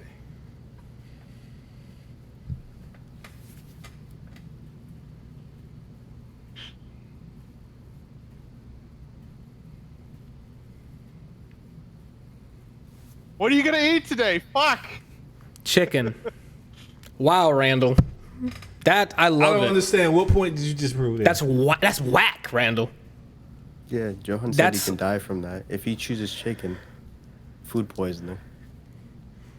I don't understand what you just proved there.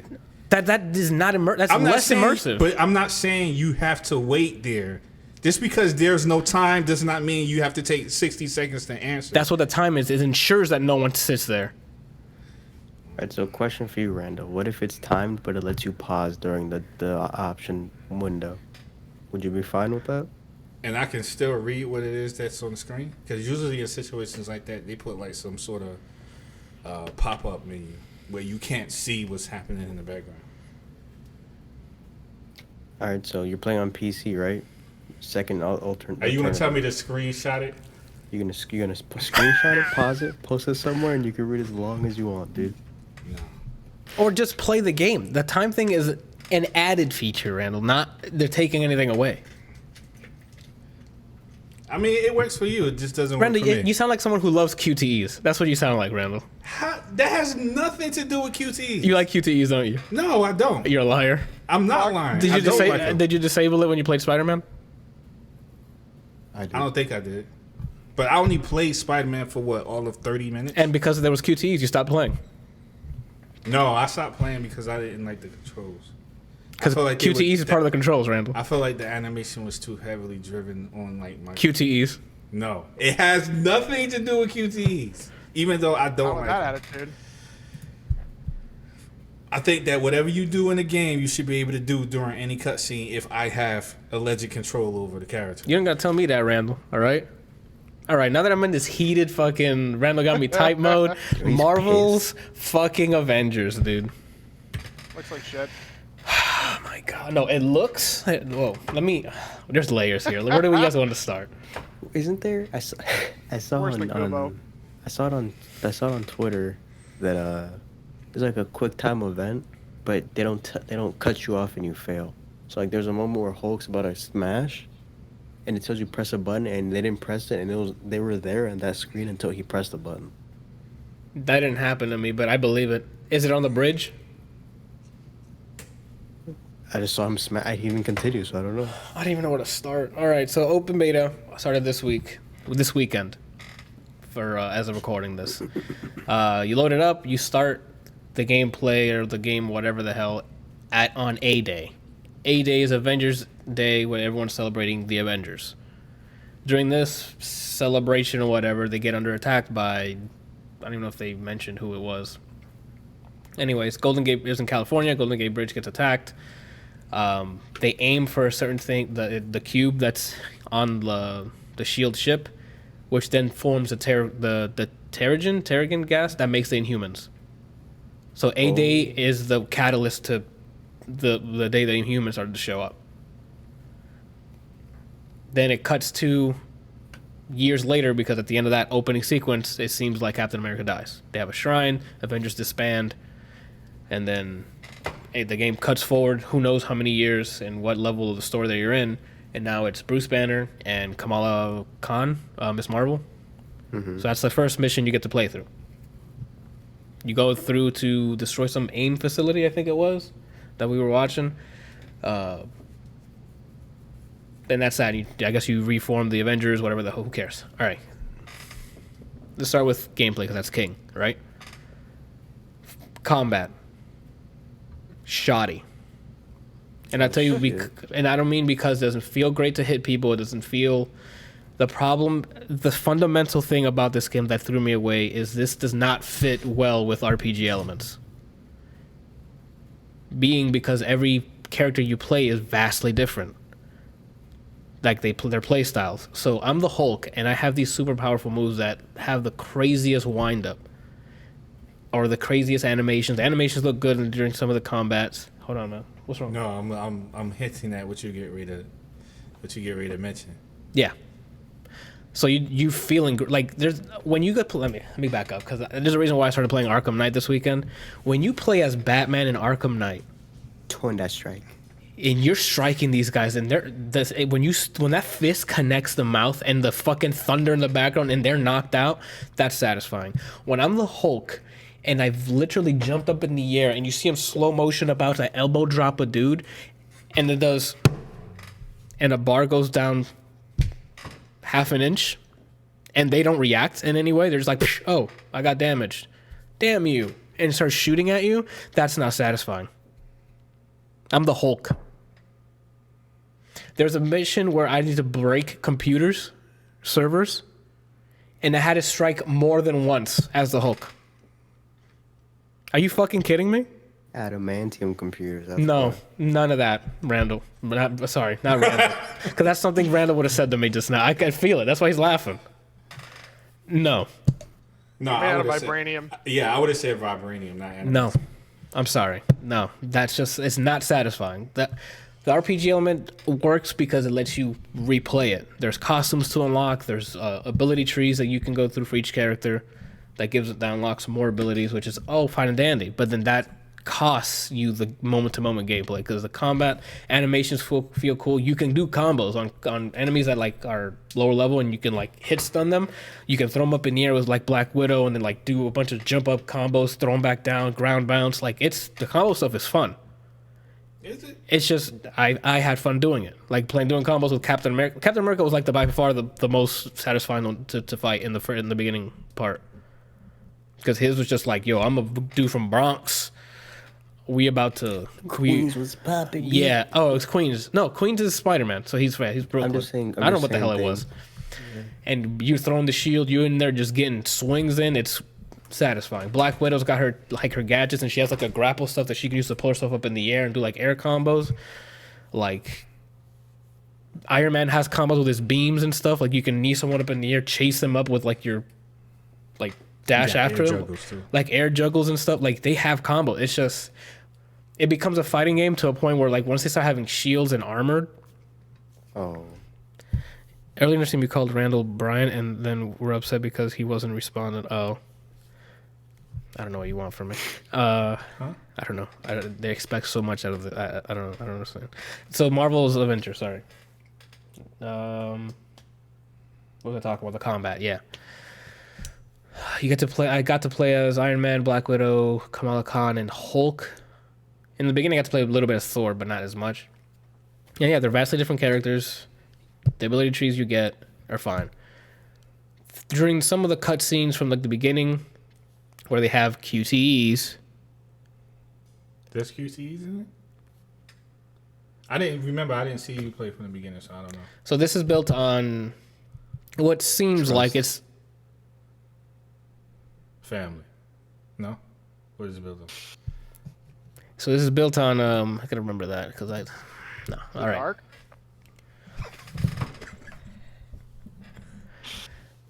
What seems to be the Tomb Raider series engine, because Black Widow has almost frame for frame the same jump animation as Lara.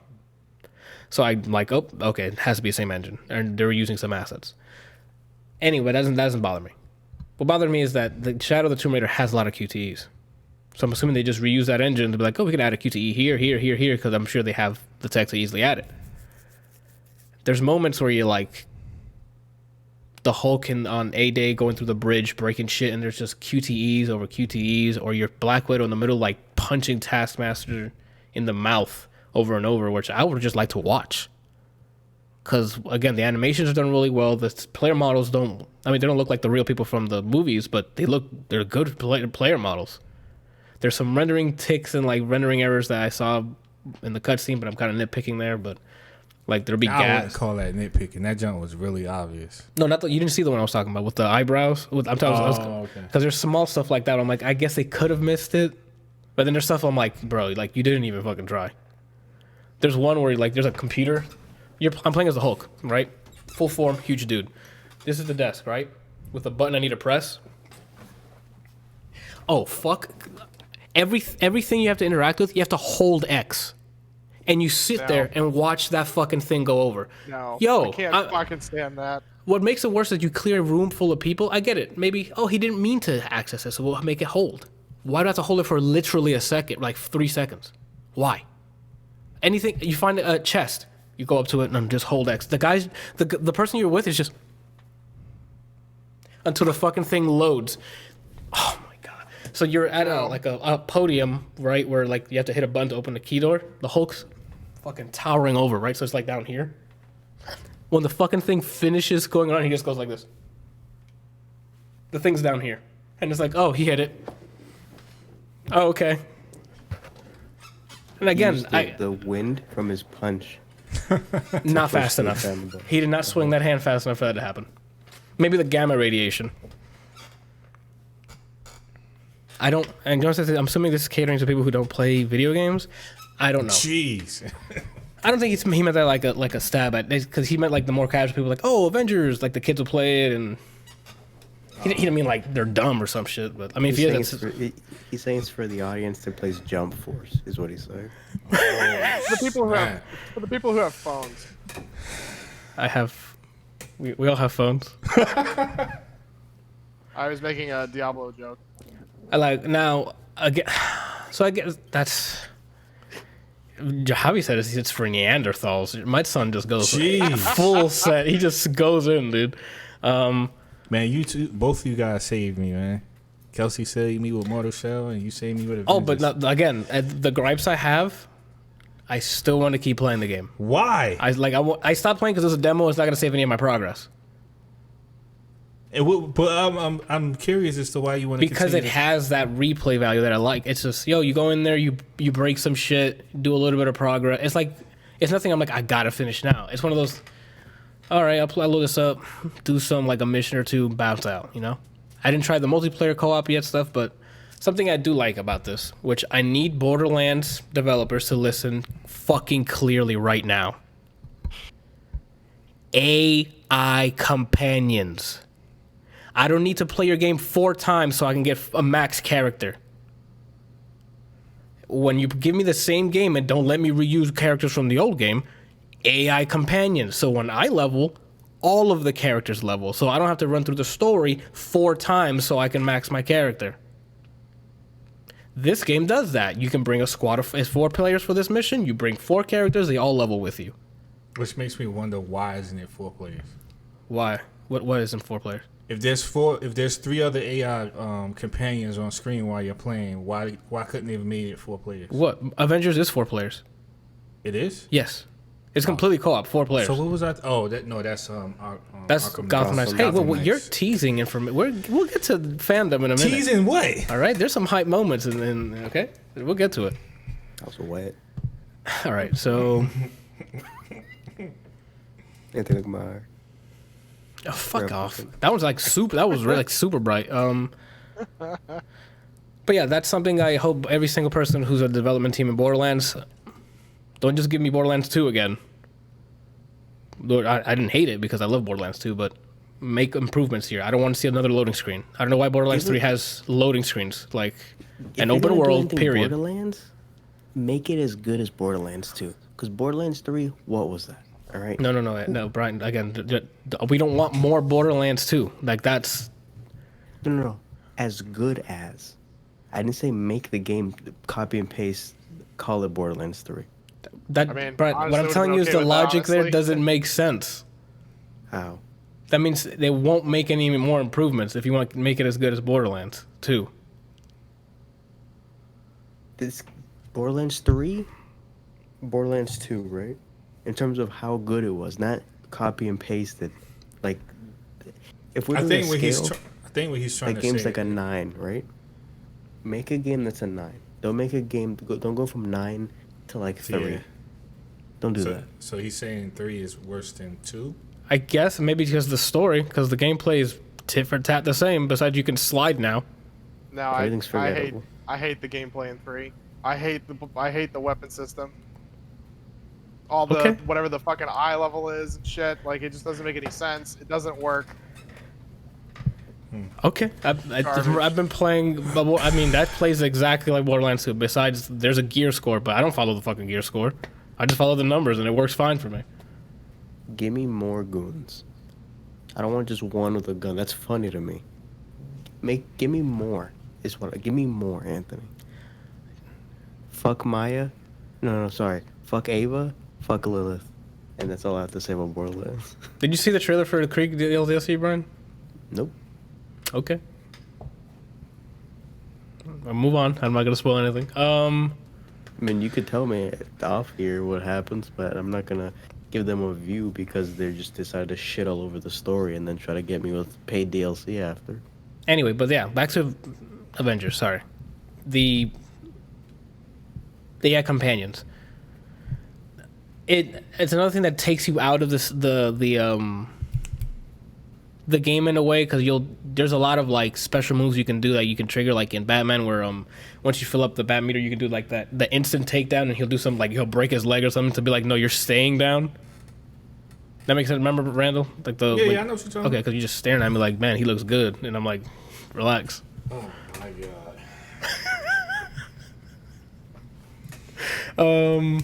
You didn't say no either. Yeah, I know, that's why I'm laughing. Yeah.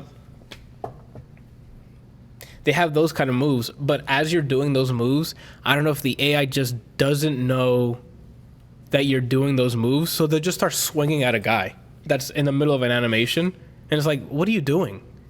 I got this. You can go get another guy. I got this one. You can, like, what's happening? Another thing I did like about Avengers is like each mission has like that main story arc, but it sets you in like an open-ish world area, similar to like if you're playing like Tomb Raider and stuff, or like you remember Uncharted 4, where like they'll give you like it's still like linear, but there's a big old area to explore and there's like different things to get. And here you'll have like caches you can go and collect for more loot. or there's a group of enemies you can do to unlock something else. Maybe collect a comic book or something. I don't know. It just felt rough. Like, I know it's a beta and stuff, but the game's supposed to come out in, what's today? Today's August 20. It's like in 2 weeks. So if they haven't made huge changes and stuff but from this beta, like, it's gonna have a rough launch, dude. I don't know if it's gonna stick. Crash and burn. I don't think it's gonna crash and burn. I think it's gonna come out and people are gonna be like, it's fine, and then everyone just backs off, and then Cyberpunk, like or Valhalla or what, like any other open world that's coming out, like. And you think Valhalla is still gonna do good even though it comes out 2 days before? Yes, Assassin's Creed sells. Like, even with all the bugs and stuff, Assassin's Creed sells. Ubisoft has not given up that name because it sells. I miss the old Assassin's Creed. Yeah, like they got to the point where Assassin's Creed is now the ship to carry them to different locations in time and on this human history. I mean, it's like Final Fantasy. It's a name, and you know what you get with it. Like, it's comfort food, man. Like, same way Call of Duty is every year. Comfort food. They know this. I'm gonna play this. I know what I'm getting. Boom. That's it. The new shade of brown this year is pretty awesome. That's what I'm saying. Like, people don't care. Like, it's literally just it's an annual subscription. You pay $60 a year, and then you get the game. It might be good. It might be dog shit if Treyarch touched it, because that's usually what happens. But you know, or it might be the same. Same thing with Madden. Literally every year Madden comes out. I worked at EA. There's really not that much that they change. Not fundamentally. They might add a new story mode, like campaign manager kind of thing, and that's it. My son says new sweat. Sometimes they sweat more, man. Remember that NBA game, Randall, we saw that entire trailer and just showed a man. Talk about sports games right now because all they did in that trailer was zoom in. Look, he's sweating. I remember that when the Xbox 360 came out. Look, they're sweating now. Oh, and the clothes are baggy. Oh, they got cloth simulation. Nice. They'll sweat. They'll say tighter controls. And then they'll show the roster, and then Madden's in the game. Give me money. Johan says, but I like Final Fantasy. And we're not saying it's bad. It's like, once you know what you're getting. There's no Final Fantasy where it's not some sort of RPG. There's going to be stats. They're going to be like, Final Fantasy will forever be some sort of RPG, whether it's action RPG or turn-based RPG or tactical. Because I don't know if they're still releasing Final Fantasy Tactics in different forms or whatever, but like it's RPG. I don't know, man. Like, this is one of those I had to uninstall the demo because I'm like, if I keep playing this, I'm just gonna lose all this progress. But at the same time, I still want to keep playing it. I don't know why.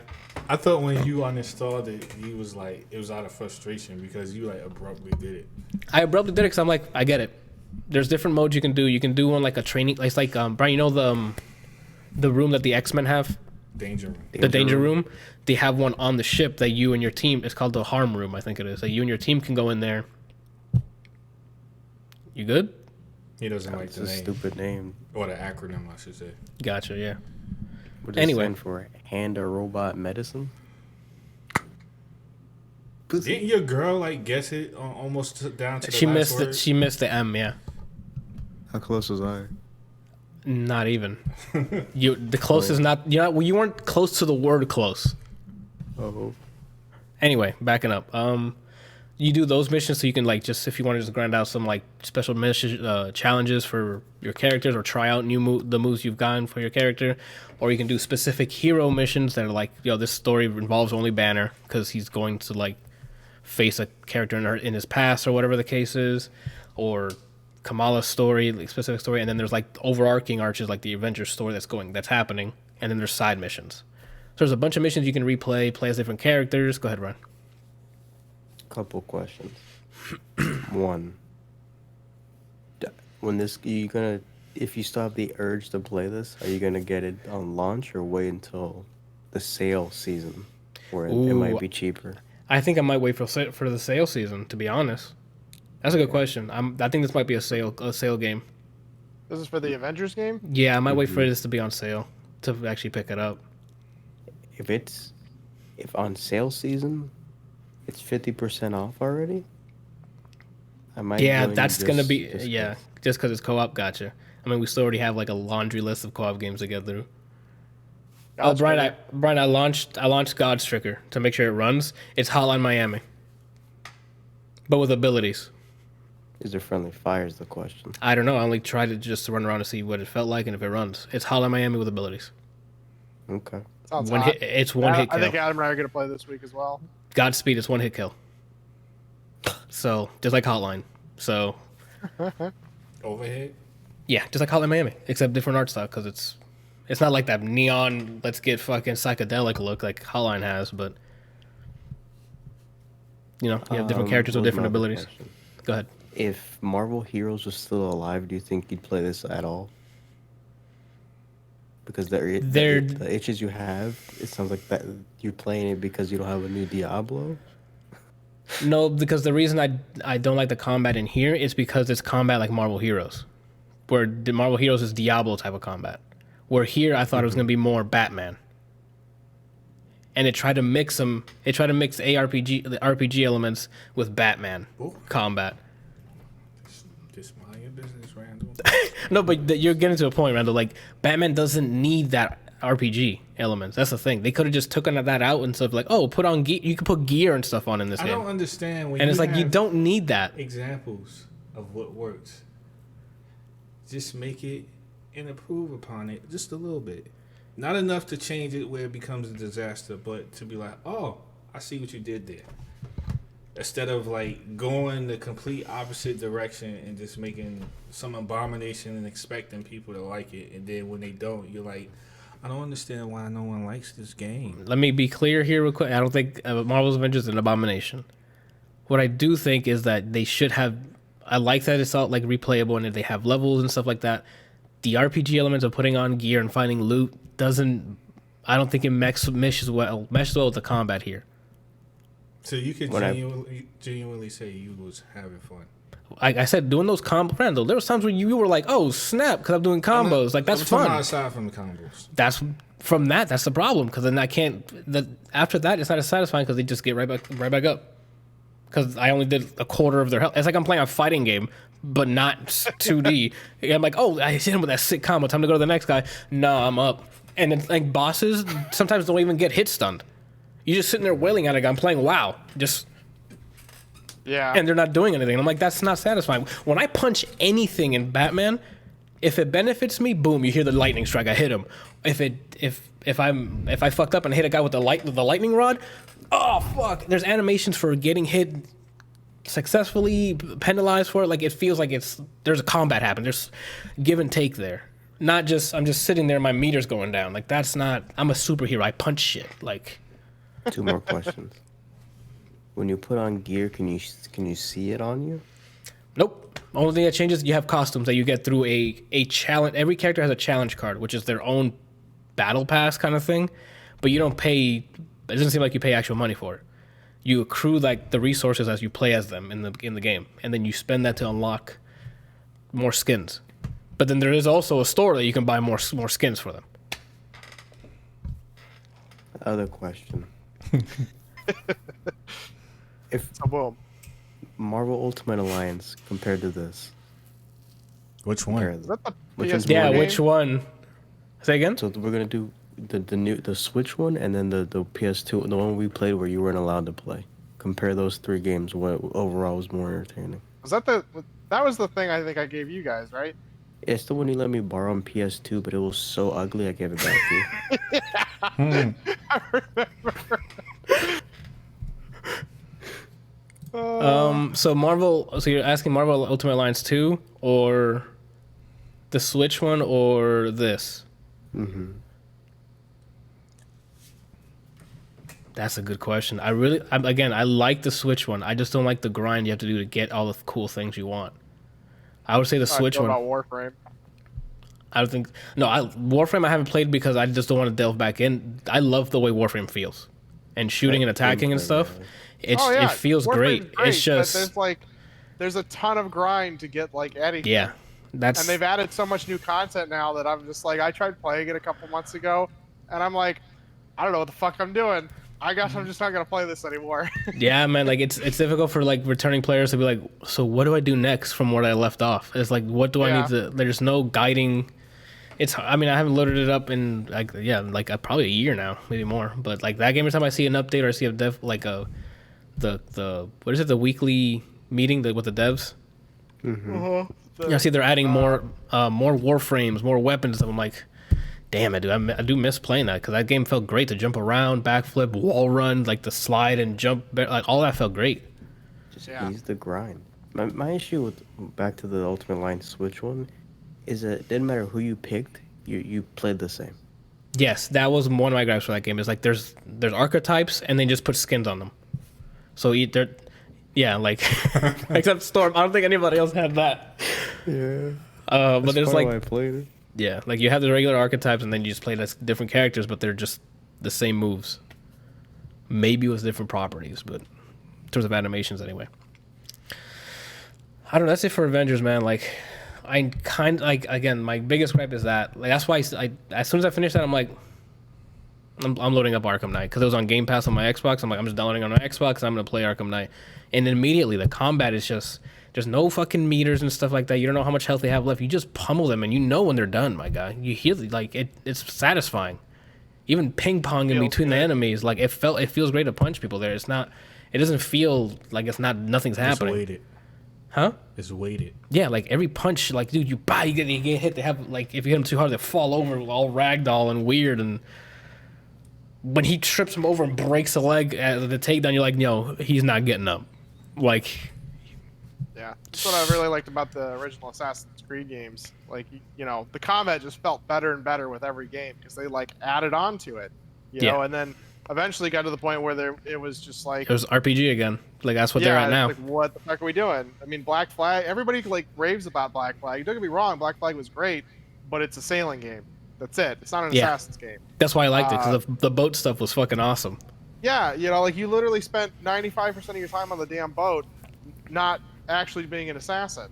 And then what was 3? The one where you're the Native American guy. Yeah. Yeah, like don't get me wrong, that one was cool, but there was not enough around to be a real assassin. Like you didn't get to use the woods and things as much as you probably should have. The buildings weren't very tall, so it's not like you could, scale up thousands of feet like you did in the first 2. And it just, I don't know, it didn't really feel like an Assassin's game anymore. And after that, it was all downhill. Like Origins, it's not an Assassin's game. It's like it's an action RPG at this point. Like Odyssey, I love playing Odyssey. It's an action RPG now. I feel like if you just call a game by the subtitle, like what's after the colon, that's what it is. So if you just ignore the Assassin's Creed part, it's easier to play. Yeah. Because when I played Odyssey, I was still building my stealth to kill him as an assassin, and then I realized this doesn't work anymore, and I'm like, oh, it's just called Odyssey now. Like, this game's pretty good. And I think that's it. I don't know. I say be cautious on this. I wouldn't. If you have a pre-order, please cancel it. Because one, you shouldn't be pre-ordering games. But I mean, we have 2 Cyberpunk buyers here already. Technically, Anthony, you pre-ordered Hades because it's in early access. Yeah, but don't. I mean, monkeys say the monkey do. You know what I'm saying? Do as I say, not as I do.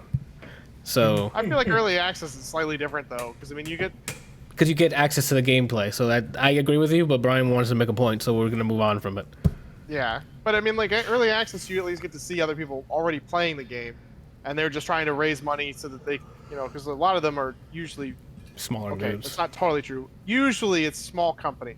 But then you have these shitty little AAA title games that are like, we're going to milk as much money out of this as we can and then release a shit game, And then y'all fund the rest of it. Early access paid early access should be limited to the third-party indie companies. AAA has no excuse whatsoever. Javi also brings up a good point. With early access, you can give feedback to the devs. So if they're going in a direction that they're like, no, don't go that way, they'll be like, oh, okay, and they'll reroute, Oh, wait, so after early access, they actually go back and update the game? That depends on the developer. Early access. During early access. So Hades? Let me just... They Mine's getting too worked up. Blue Hole. They have a whole page. They have a whole page on the Discord. I didn't hear what he said about a blue hole. Yeah. I'm still trying to figure that out. PUBG was an amazing game. It was in early access for a long time, and then they were like, everybody was like, hey, you know, we really enjoy this. You should improve on this, not do whatever the fuck it is that you're trying to do. And they're like, okay, we hear you, but we're gonna go do this instead. And everybody was like they lost so many people in like 3 or 4 months because they were like, we're not gonna release any more updates. Fuck whatever you have to say. We're gonna do our own thing. Go fuck yourself. Well, let's back up a bit. That has, as much as I love Microsoft, that this is a little bit of Microsoft's doing, because they went to the developer and he's like, here's some money, make an Xbox version.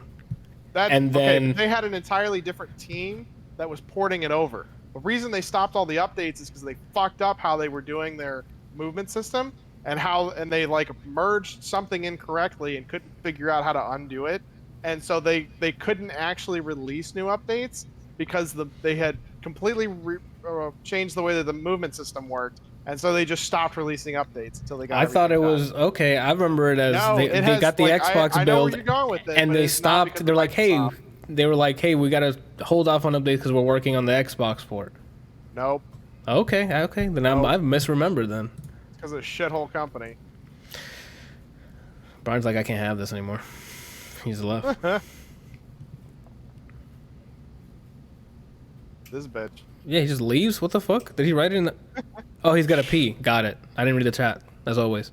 Yeah, so again, don't pre-order. Period. Unless early access, I kind of agree with Kelsey. You can do that, because if you like a game, you can give feedback, whatever the case is. But just blindly... Do they actually listen? Depends on the developer, Randall. Yeah, I mean... That's a lot a of per companies developer will stuff. listen. You know, especially third-party indie companies, they'll usually listen.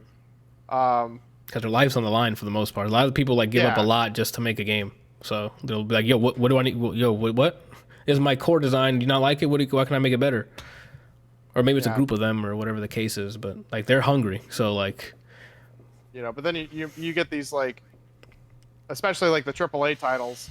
They're like, we hear your pleas, we hear your cries. Here's something that you didn't ask for. You know. distraction. Look at my hands as they're fisting you. What the? Where you What? put the fist inside of a person. Yeah, Randall. I don't know. Keep up, dude. If I knew the 2020, name, get on board. if I knew the name of that book, I would have mentioned it. Name What? of that book. The books I showed you, like the sex positions and stuff. There's a name for it, and I would be like, don't you keep up with whatever the name? Kama Sutra? That might be it. I think that is. I mean, that's the one that Kama Sutra is like talking about heightened sexual experiences with different positions. I and that feel kind of Yeah, like stuff. this that's it, podcast yeah. is going in a different direction. It's going in the direction that brings in great content. That's it. That's the one I was talking about. I don't think Bryant will approve. Ryan would totally approve of Kama Sutra. It conflicts with Is that a sex book? his Yeah. See, it conflicts with his Yeah, he needs to be schedule. praying more. Yeah. Yeah, That's he one is of the- that's praying one of the with his positions. face between a woman's leg. Yeah. Or a guy's. It's whatever he wants to It's choose. 2020, my guy. I might- We do got to move on though. So yeah, I say be cautious, dude. Like, don't pre-order it. I'd wait to see what the final build looks like, because if this was the beta and it's 2 weeks out, I hope this was just like a really early build that they had, and they're like, here, let them try it to see if they like it, and they've polished it a lot more. And maybe it's a lot more fun with friends. I'd only played the single player with my AI component, my AI companions. You hear that, Gearbox? AI companions. Ooh. Thank you. Or you could Borderlands. just make the main campaign. I don't even know why you would have the AI. You can do companions, that. though. Like, why not? the main campaign. It is 4-player. Not the story. All of No, it. The main, The on main Steam it story says is that- not. on Steam it says the main campaign is a single player experience. Yeah. On Steam, at least. I remember them saying after that beginning mission, the intro mission, anything can be played with multiple players. So It's the I forget what they call them, drop zones or whatever. You can do 4-player, but the main story is only single player. Okay. So yeah, something like that. Something like I that. don't understand. I don't understand why it is that you have to play. Like, I really hate having to play through a lot of those games multiple times just to play a new character. Like, it's not like anything changes. You know. You don't gotta tell me, why- dude. why We're is number it- we're number 3 point. We're on 4 Borderlands at this point. Okay. And why am I running through it 4 times? And the story, Yeah. did it change? No, based on- all of it's the same story. You go through the same side missions, everything.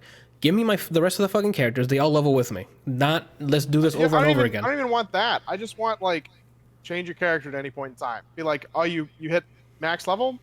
Okay. Do you want to change to this thing instead of the other one? Sure. Like I don't bro. want to have to like carry characters with me. Just let me fucking change when I want to. I make it like Trine, where you swap, and then immediately you're the archer or whatever. Yeah, that's what I mean. No, Like, that's for you guys. Then nah, I'm good. That's that. Anthony, what I really want is them to fix my baby boy's story so that it makes sense, Anthony. and I'd rather Biovac- have it like, did Mass Effect 2 or 3 do this? Or maybe neither of them did that. In Mass Effect 2 or 3, Brian, when you had your squad, can you swap to the other guy and control them? No, right? Never, you can never do that. and Okay, you well can- that's what you I can would want. Tell them what to do, but you can't like swap What you're them. thinking of, Anthony? What you're thinking of is the game I told you to play. That's XCOM Bureau. I think you can. That's switch what I to the other played. guy. When I started playing that, that's what happened. You have your squad, and if you're like, I don't want to play this guy anymore, you literally swap characters there. But your character's still in the squad. Like, that's what I would want. Not me just digi-struct out and another me comes in. What? That make no sense. We're supposed to be a squad of 4 people taking on whatever the story Actually, is. Like, it would make sense in Borderlands. I mean, no, not lore-wise. Like, there's AI already running around. You can't program them to just shoot things and stay behind cover. Like, if it's XCOM, probably not. They're pretty stupid. Or the accuracy in that game is ridiculous. oh, I meant in Borderlands. Like, 98%. What do you mean 98%? What do you mean I missed? yeah, like, did he tickle you right before you pulled the trigger? That's not the 2% you could have missed. Fuck. All right, moving on. She gets me pissed, dude. Okay, I thought you were gonna keep going. So that's Marvel's Avengers. I'd say, like, I don't know. I there's stuff that needs to be worked on, but I still want to play. I don't know why. It could just be the itch I want for like progression and loot and stuff. But Try to tell you, that's what it is. You just want Torchlight or Diablo. God, Diablo 4 trailer, man, that was the pre-rendered one, loved it. Yeah. Oh, the pre-rent for Diablo 4. Like the story Yeah, when it really? unveiled who the chick was, the Diablo How you chick. did the bald dude's voice? It just felt like they didn't record him well. He sounded like he was in someone's basement. Oh, I don't remember what he sounded like there. All right, hold on. I gotta see the doc because I talked too much for. We still got Rogue Legacy and Randall got his movies, and Spiritfarer. Holy shit. Okay, Randall, your turn. You've been sidelining this entire time. I haven't been sidelined. I've been interacting. Die Hard. Hold up. I told you what to talk. What are you doing? Getting my note. Plenty of fish, man. He got a ping. I know he did not write notes and wait until I talked to him about his thing to look for his notes. Why didn't you just bring it up when the show started and just leave it there? Anthony. Did you and your logic go sit in the corner and think about what you just said? Come okay? on, Logic. Let's go. Indica Bobby. In the kebabi. Here we go. Now he's still browsing. I'm not browsing already. Look, Instagram already. Okay. Brazzers. Now he's just lying. I'm sitting next to you. Got him. Shake his hand. Oh, this is his no time dialogue. Yeah. I'm waiting He's- for the meter to Yeah, run down. to run out. Yes, shake his hand. No, shake his hand. So which one? Die Hard, you said? Hey, chat. What did I say? We were talking about Tom Clancy's Rainbow Six Siege. Oh, thank you for bringing that up. Since Randall doesn't know what we're talking about at the moment, that's going to be free to play for the next week, starting Thursday or something. So if you haven't played Rainbow Six Siege, it's going to be free. I highly recommend it. The gunplay feels great. There's a lot of cool. It feels great to shoot. A lot of in terms of tactics, there's a lot of gadgets and stuff to set up some crazy ass defenses and or attack. There's some cool characters. I don't know what you have access to, what characters you have access to, but it's gonna be free to play for about a week. Die Hard, Randall. So this is a movie with well, it's not a movie, it's a Quibi movie. A Quibi With series. Yeah, with Kevin Hart, and it was directed by Eric.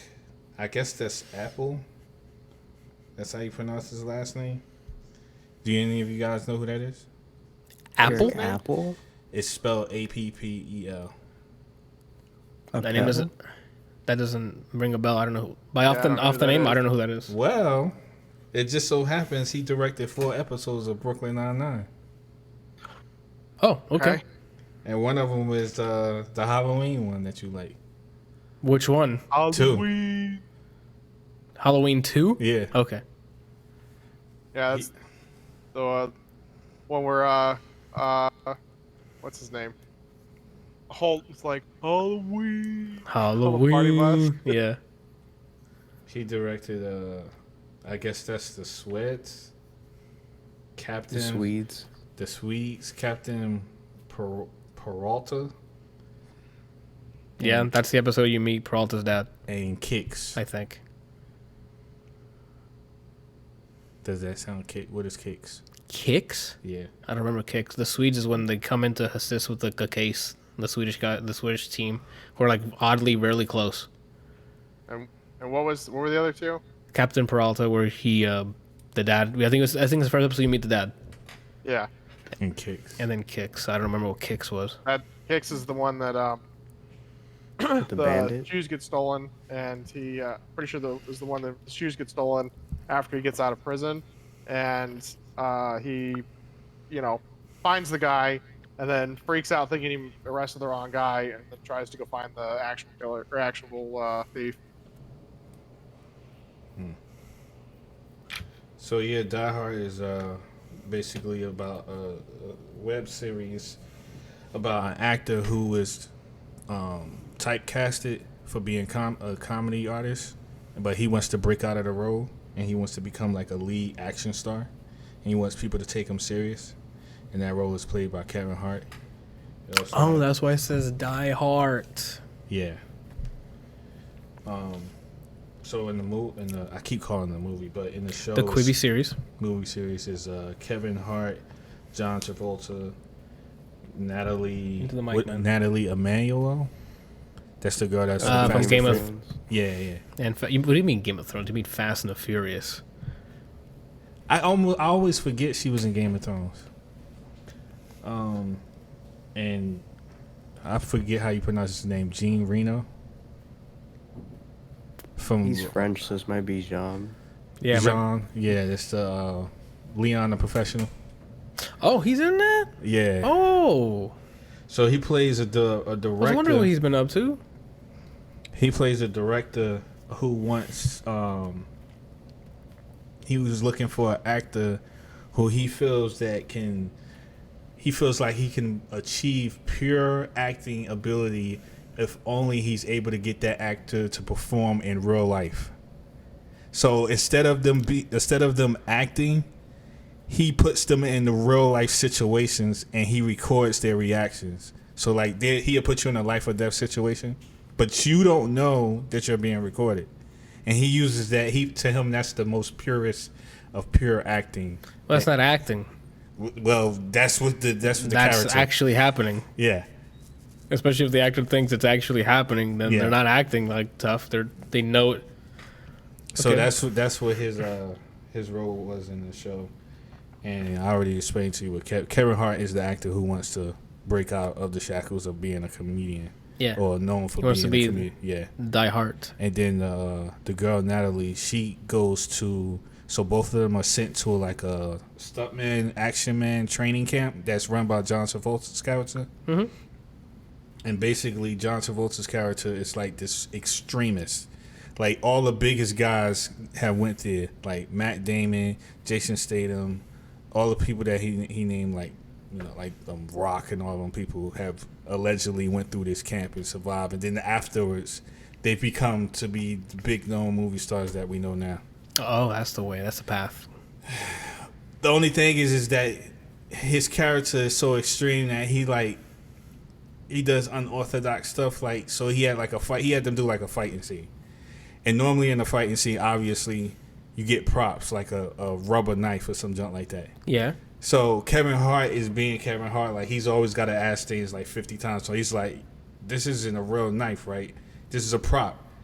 And he like John Travolta like dances around the answer. He's like, yeah, it's a knife. Is this a real knife? Yeah. It's a prop. That's not what I asked you. Like, I need confirmation if this is a knife or not. Uh-huh. And he's like, no, it's a retractable. He's like, oh, okay. So he does the fight scene with the girl. The girl's kicking his butt. He stabs her, but the knife goes through her arms. It's a real knife, and she's bleeding profusely. Uh-huh. So Kevin Hart character gets mad at John Travolta. He's trying to tell Natalie that, this dude is lying to us. He's crazy or whatever. He was like, he told me it was retractable. He was like, what? No, I said it was practical. He was like, no, I heard you say retractable. So it's stuff like that. That's basically what... Huh? I mean, a retractable knife could still be a real knife. Like, it doesn't really answer his question. Yeah. So that's pretty much what that was about. It's just him trying to break out of the role of being a comedian actor and going through this whole camp or whatever. I thought it was all right. I think that John Travolta stole the show. He was the funniest. Even though it was supposed to be centered around Kevin Hart. Yeah. He was the, like... Travolta brought it. Yeah, he the whole screen presence thing? Like, how, like, sometimes they say, Goose? You can't take veteran actors and put them on the same screen with, like, somebody who's not, like, big name. Uh-huh. Because they'll just their screen presence, they just take run over. around. Yeah, they'll just take everything. It felt like that. It felt like, even though this was supposed to be centered around Kevin Hart, and obviously he had tons of scenes with John Travolta, it was just like... But you were there to see Travolta do his thing. No, you were there to see Kevin Hart do his thing, but John Travolta just took over. That's what I'm saying. Once he comes to the screen, you're like, oh shit, this guy is who's the fun. He's the comedy here. Yeah. So is it mostly comedy, or is it like action sequences besides like just stabbing her in the arm?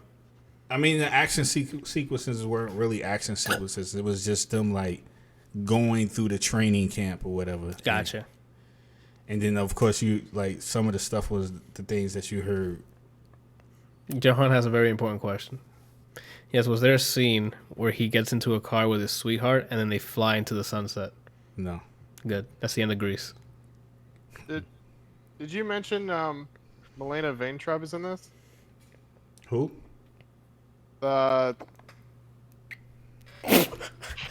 She was the woman that was on the, like, what was it? The, like, Sprint or AT&T commercial or something, and then, like, blew up overnight and has been, like, all over the web and the news and that kind of stuff.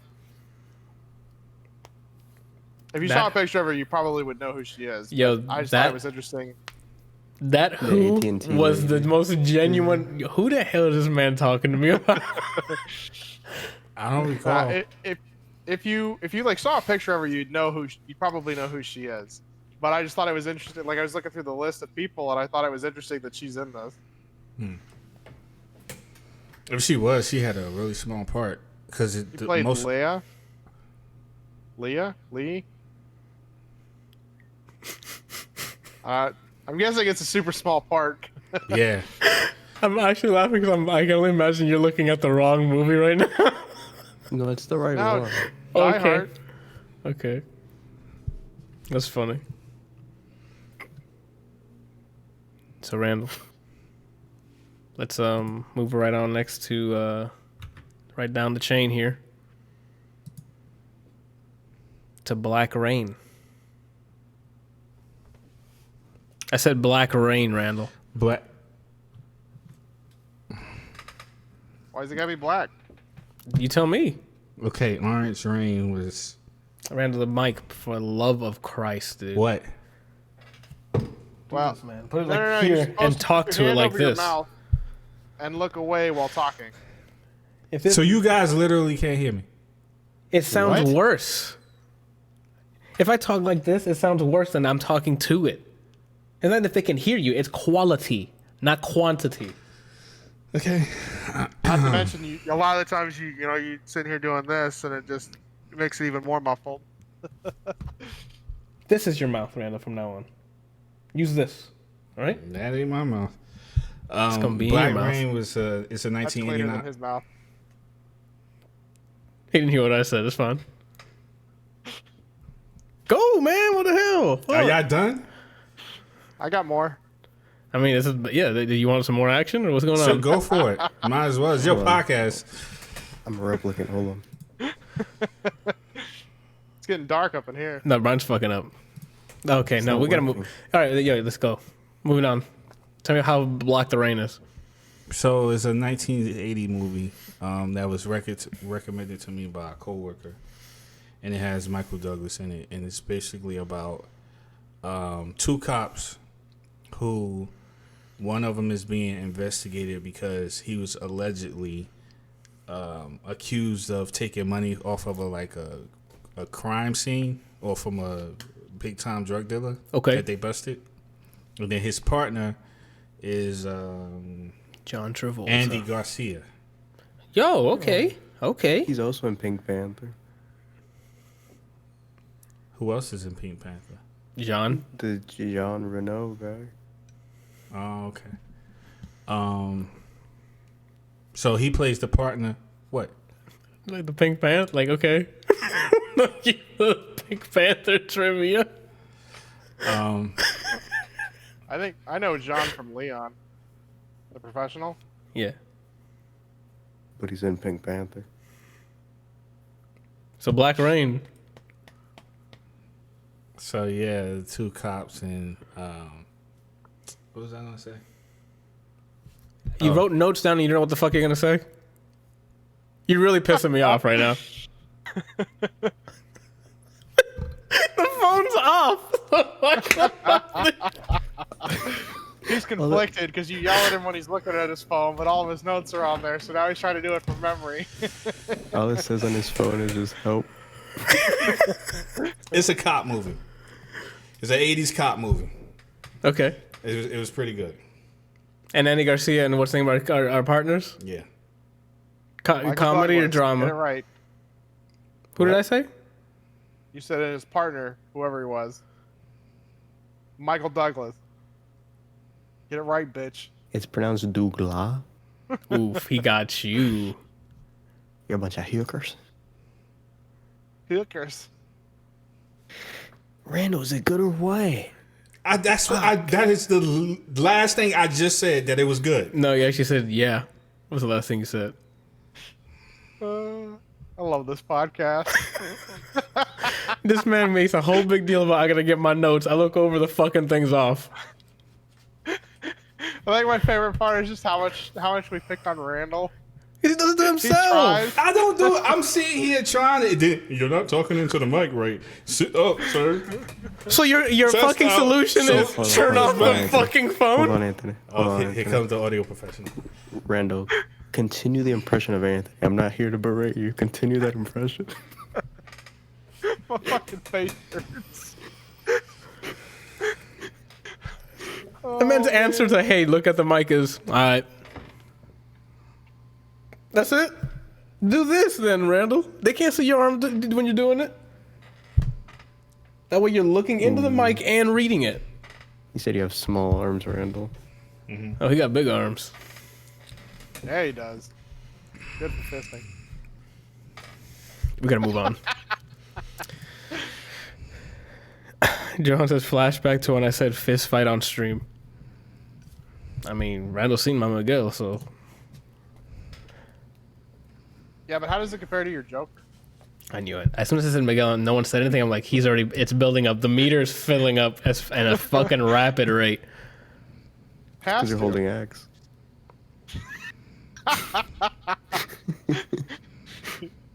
To open the chest. Yeah. Thank This you. conversation. I'm like, shit. Oh. I'm like 67. I passed 50. I His survived Brian's. glasses are from the 70s, dude. Look What at the it. It's fuck? just That's why fucking you can't crooked. see. See ya. Oh, Randall. I'm That's it? done. You done? Yes. Great. Brian. Here you go.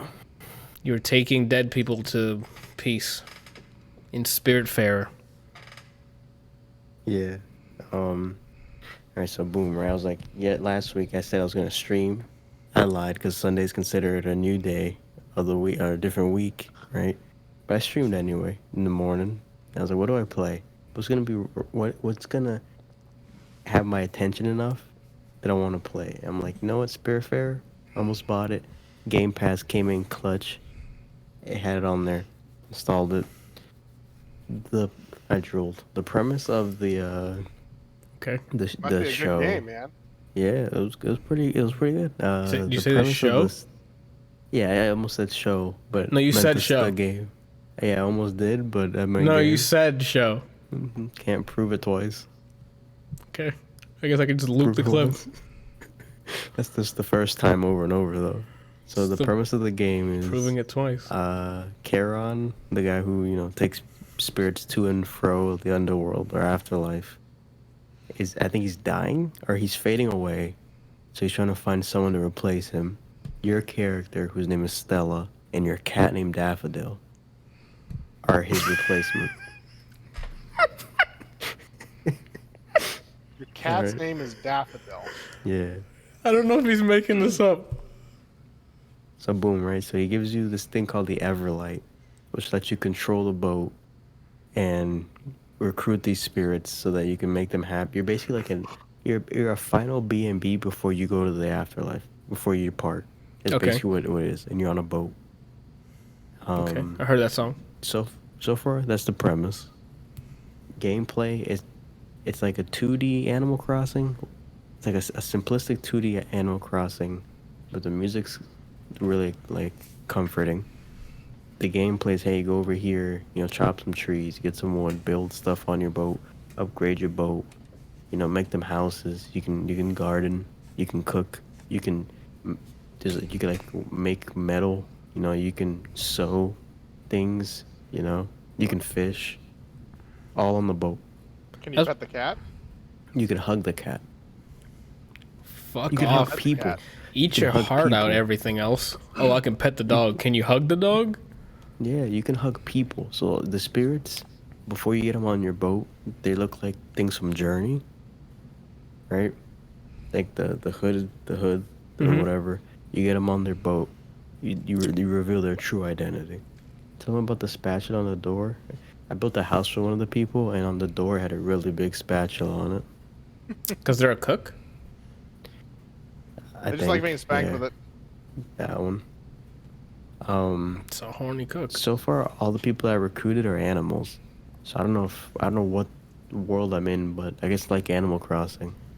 But they're animals, and you gotta basically make them happy. You gotta feed them. If they want a house, you build them a house. If they have some kind of lore, like go over here, so I can talk to someone here. Is this like a religious parallel, or like are you supposed to be They- like Noah's Ark or some shit, or Not religious, but you're like Charon. You're the person who takes spirits to okay? Hey, I'm just put the gun down. their fuck. final, what's it called? You make them happy. If they're happy, they can do stuff for you. So, the one lady with the spatula on her door. No, you can't fuck them if that's why you're laughing. I'm laughing because that reminds me of a conversation me and Randall had about dudes telling people I gotta show you something. Oh, And movies, they'd be like, hey, I gotta go show you something. Hey, come here, I gotta show you something.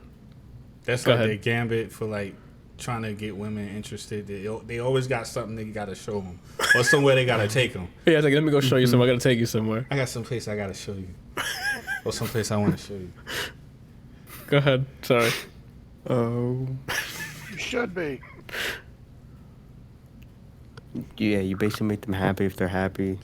Like this one lady, she'll go out and just get material that you can sew things with, etc. They're happy, they'll do stuff for you, they'll improve your build, whatever the fuck. And I haven't gotten to it yet. I only played for 3 hours because it was on the stream. But I'm assuming eventually you do their quests, you make them happy enough that there's like their spirit is settled, and then you can take them to the afterlife or whatever. Valhalla? I don't know what it's called. It's called something. It's not Valhalla though. They're not Asgard? warriors. No, they don't guard asses. Hades? They're not ready. Poseidon's place? Atlantis? Yeah. So you can hug the people too. It makes them happy if you hug them. So there's not a single character that's like ill germs? Not yet. I hugged a snake with arms. That's I've not hugged real. a big frog. I've hugged a deer.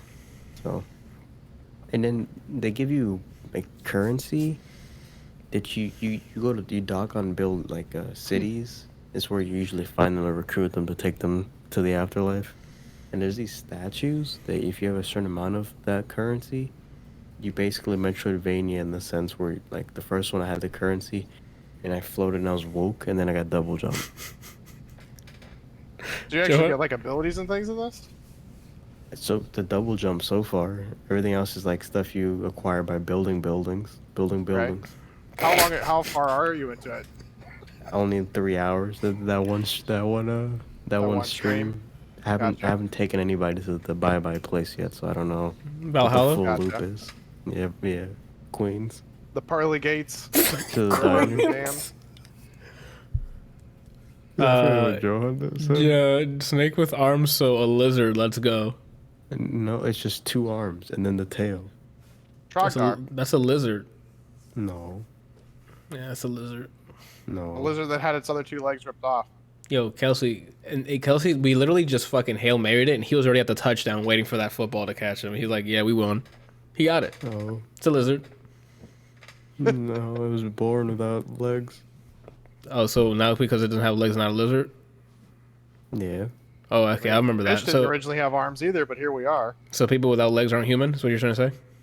Yeah. All right, you heard it here first.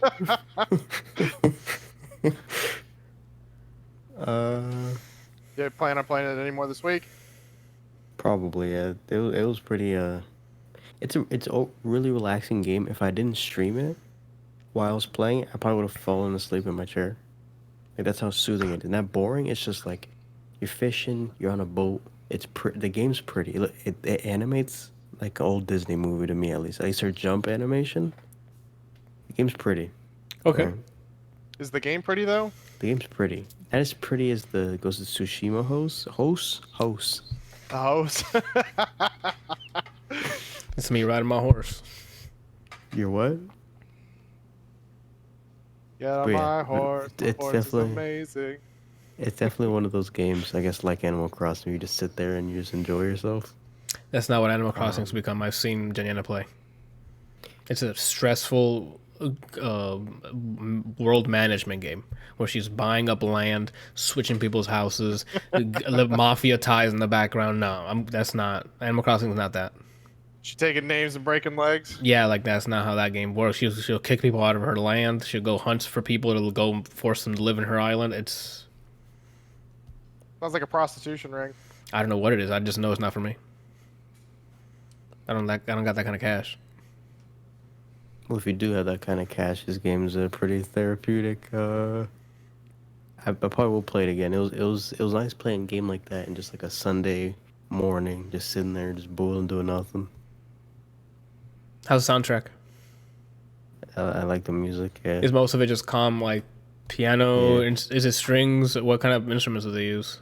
I know it's weird questions to ask, but if it's like a soothing game, I need to know what's the vibe. There's some piano. There's most of it's strings. There's some spots that are like action packed, not really action. So you go into these dark places. I was expecting you're gonna say like, action places and then Doom Eternal soundtrack plays. No, nothing of the sort. There's like these dark patches on the map. There's a map too, and you choose where to navigate, and your boat will go there. I hope so. While it's doing that, you can cook, you can fish, you can do whatever you want. The boat goes by itself. Oh, so it's real time. Like, hey, go here, and it takes like what 10 minutes to get to a place, or is it? Depends on how. I think if I'm here and I click to be right here, it'll be quick. But if I go across the continent, it's gonna take a while. Got it. Is it something? Did you say you get to like speed there, or is it like you have to actually run there, or you get the boat? It like the boat will go there. It takes a bit. You upgrade your boat too, so like for size, I think you might be able to upgrade it for function. So you might be able to upgrade it so that things happen quicker. That makes more sense. I know you can upgrade the building that you use so you can build more stuff. You can put things on there like I can get mail now, stuff like that. So you can get mail? Yeah, apparently you can get mail. Then why doesn't the owl just drop it off?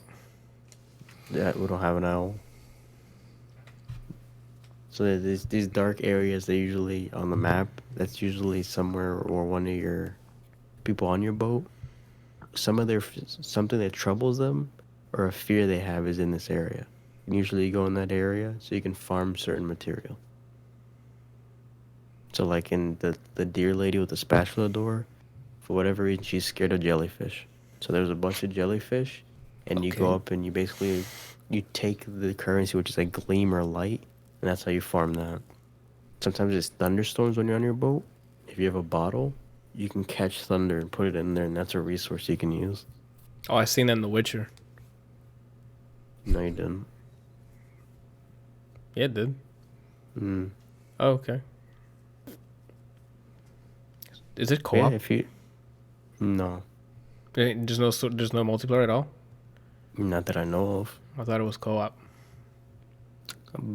Yeah, I don't really play like those kind of simulator games, but I thoroughly enjoyed this. And it's on Game Pass, so you don't have to spend any extra money to play it. Hashtag pay me Microsoft. Oh shit. Yeah, all in all, I enjoyed it. If you just wanna play something, but you don't wanna, shred an axe like in Doom or learn what's +7 on block, just something on a weekend morning, I highly suggest this. Who doesn't want to do that? You've played Animal Crossing, right? But You can shred Doom in there. But there's no point. I don't want to do that. I'm playing Animal Crossing wanting to shred things. No. Who doesn't want to? We're in America. We're the most violent people on the planet. Everyone wants to do that. Right? So do you recommend a buy? Not just Game Pass? Because Game Pass, I mean, it's a fantastic deal. I mean, Microsoft pay me. But, like... How much is this game? Let me check. I think it's 20. But I don't know for sure. 20? If it's 20 or lower, a buy. More than 20, wait for a sale. Unless you know for a fact this is like your genre of game. $30, I'm sorry. You can... You haggle. Just yeah. go to Steam and go open up a Steam chat with somebody who works there and be like, I'll give you 20 for Spiritfarer and see what they say. Or I can buy it. That way it's half off within 2 days. Yo, save us the cash, Brian. Bitches. Save us the cash. I mean, I can save $10. Let's get it. Yeah, I enjoyed it. We got one more for you. Kelsey, What's up? you return to the castle. Yep. Rogue Legacy 2. Before we get to that, I have a message in chat. Muffin says, "Did you guys know that Skullgirls is available on Steam for the low price of $4.97?" It's on sale again? No, it's not. Is it? It's for it's $5 now? It was $6 on... We're wasting airtime. I think he's just using a price. Oh, okay. I was about to say. Skullgirls. It's still $10. No, it's not. Okay. I'm like, yo, they went even deeper in discount this time. They have a bunch of drama going on lately, but since we're low on time, I'd rather just not. But I mean, we can do that next week, but we are already at 2.5 hours, so that's why I was like, we gotta speed this up a bit. So chop it up, dude. Stop talking to me. Well, I guess, yeah, Adam, you're completely right. If it's a low sale of standard price, buy it. Skullgirls is actually really good. The animations are done really well. There's fighting game choices there that they're way ahead of their time. Buy it. Skullgirls is great. Kelsey, Rogue Legacy 2. So Rogue Legacy 2, it's still in early access, so there's really not like a ton of content out.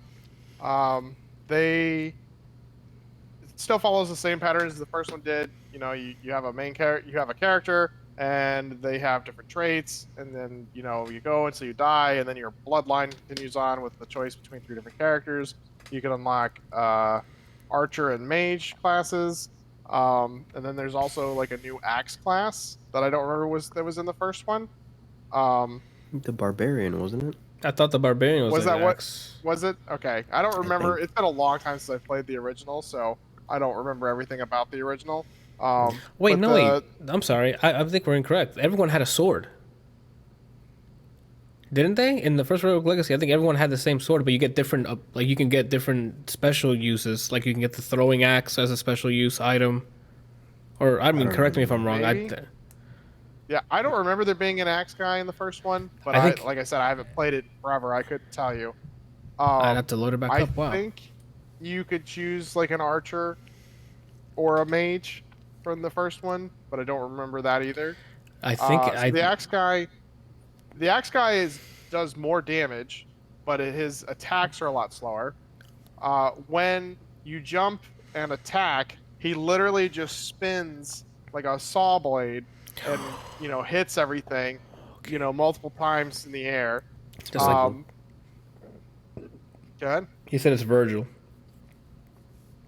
So From- so he okay. jumps up and he does a spin, and you can't like stop it that I know of.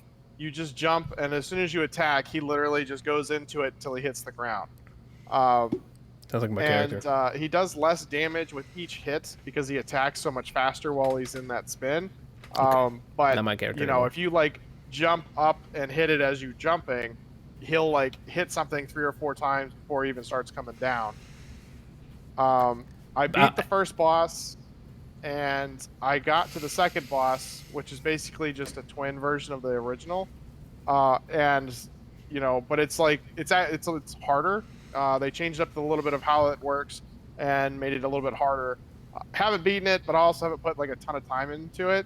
So How's the moment to moment? It's still random rooms, right? Put together. say that one more time. Sorry, I was reading chat. Is the moment to moment still like the same as the first one? You go through different rooms that are randomly generated. You have Yeah. well, now you have different classes. So I think you have different attacks now, because I could have sworn it was just everyone had a sword in the first one. Maybe it did. I vaguely remember there being like They had I only like the axes. guy with the sword in the original, but I don't remember. You still Yeah. get like people that are like gigantic, normal size, or midgets, Okay. or dwarves.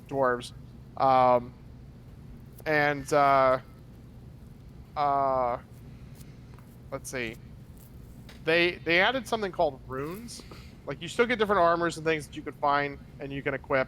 But they added these things called runes, and the runes do different things depending on which ones you have equipped, and you can like increase the number of runes that you're wearing, because like everything's still based on the weight system, so that you can like only wear certain things.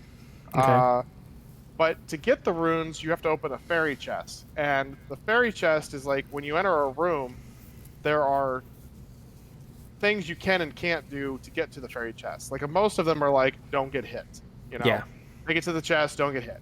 But then there's stuff like make it to the chest, but you can't jump, Yeah, those are. dash, or anything like that. And it's like, but the thing is it's like, don't jump. What the fuck am I supposed to do? Like how am I supposed to get up there if I can't jump? That doesn't make any sense, And I haven't run into Oh. anybody that maybe the farting guy, because there's somebody that has like a fart what do you call it? A fart skill. You're And selling I'm me. wondering if that like pushes him into the air. But that doesn't. That shouldn't. I think that's a bug, because like just the same thing with like the issues we had with Neon Abyss, where they'll generate rooms that you'll never get to because of your Yeah. current situation. So when they're generating the castle, it should keep in mind the character you have. Yeah. Yeah, there's been a whole bunch that's like, make it all the way here, but you can't jump. Like one of them I went into, it was literally like a room full of spikes where you had to go up and around like this, and it said don't jump. How the That's fuck am I weird. supposed to get up there then, That's weird. Maybe there's like some other mechanic that we're not aware of. I don't know. Maybe it's stuff that's like coming later. I've only gotten a couple of the runes because every time I go into a room that's like don't get hit, the first thing that happens is I get hit. There's also Johan's- several that are. John says it was like that in the first game too. So I guess they just didn't change. Yeah. Damn. Okay. What was there I wanted to ask? Music, because the first one has some cool music depending on the area. Did you like the music? For the game? Yeah, Sorry, yeah. I was like, I He's thought like, you were "What?" talking about like music. I was like, I don't remember there seeing any music in the doc. No. I mean, like the soundtrack. Do they have soundtrack? I know it's early access. I don't know if they've already like did the scores and stuff or. I think there's some. I think I've been playing a lot of my stuff with just like that game.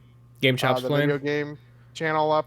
or Okay. having the chill cats Twitch going.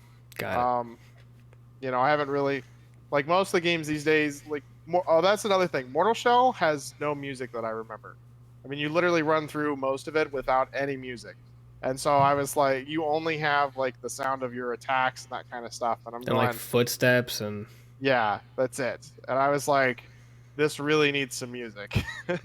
So or some ambient sounds or something like make the yeah, world feel alive. Like I think there was some after I killed one of the first bosses, and then the fog came, but all in all, I don't remember there being like a ton. I remember playing that game a lot with some background noise up. I have one more. Oh, does it still feel the same as Rogue Legacy? Like, is it response? Is it more arcadey? Like, you can change direction mid-air? Like, Yeah, does the combat feel nice? They still have like the dash system. They added it. I think they added this in where you can like jump up, and if you press down and I think the jump button, you do like a. You remember in Hollow Knight where you could like attack the thing that's below you and it would pop you up some? So you can do that now in Rogue Legacy, where they have like these special lamps that you can do it on. I think you can do it on monsters, and a couple of other things. But it's not like just an attack because the attack just does the normal attack. But you can use that to like get up to certain areas. I think you can do it off monsters because there have been several places where I've gone in and there's been like, a chest way up in the top, and no way to actually like get to it. But there are creatures in there that you can like, I think, jump on and just keep hitting yourself up as they float in order to do it. Like that. Okay, I like that because when I was playing Shovel Knight, I love doing that. Doing the shovel like hop on over enemies and stuff. Like you can do some crazy infinite. So Yeah. like locking them in a corner or something. Yeah. All right. You said it's like. Do you know how many areas they have in early access right now? So they have 2 only. There's like the first area that you get to with a boss. Then you get to this like bridge that they have like a little thing that says, "This is coming soon. It's still in early access. We're hoping to get it released with the next update." They have a countdown with when they're supposed to be releasing updates. I think it's in like another 55-ish days that they're supposed to be coming out with another big update. And then so you run through that and you get to the third area, which it actually has stuff. It doesn't seem to be very big, but there is a second boss that you can fight only after you kill the first one. Got it. Okay. Do you recommend people buying it now or waiting for full release? I would probably at least wait a little bit longer for stuff, for them to release stuff. Okay. I really enjoyed the first one, so I bought this one, in the hopes that there would be a little bit more. But, I definitely wasn't disappointed. I definitely got like, I think like 4 hours out of it. Let me look. Where is it? So, I apparently have I have 7.6 hours on it, but I think I had, I was playing it when the workers were here, and I think I had to get up and I, was walking around. So I think I have about 4 hours of gameplay into it, and I still haven't beat the second boss. I think I've unlocked all the upgrades. The upgrades are kind of limited right now. You can get like health, mana, and damage, and then like unlock the classes and a couple of other things. But for the most part, there's not like a ton that you can upgrade. There also are some shops that seem to be not open yet. Like, So you can buy stuff like in the middle of the run? no, like everything is always purchased at the very beginning. It's Okay. you start off by looking at your skill tree. You purchase whatever you want there. Then whatever you have left, you can go talk to like the blacksmith or the rune lady. And then there's another shop that is closed currently. I don't know what's intended for that. So Okay. And then do you still give money to Charon to gain access to the yeah, so you give him all your money every round, and he ferries you across. You can also unlock foreign accounts, I think is what it's called. It's basically just a safe that he takes a portion of whatever you give him and puts it in the safe. So you technically have extra money each round to use. But I mean, it usually only ends up being like a couple hundred maybe. because you end up spending it on something, like whatever extra. So if you have like 500 and it costs 550, it'll just pull from whatever your foreign accounts is in the safe. Gotcha. Okay. What else I was gonna ask?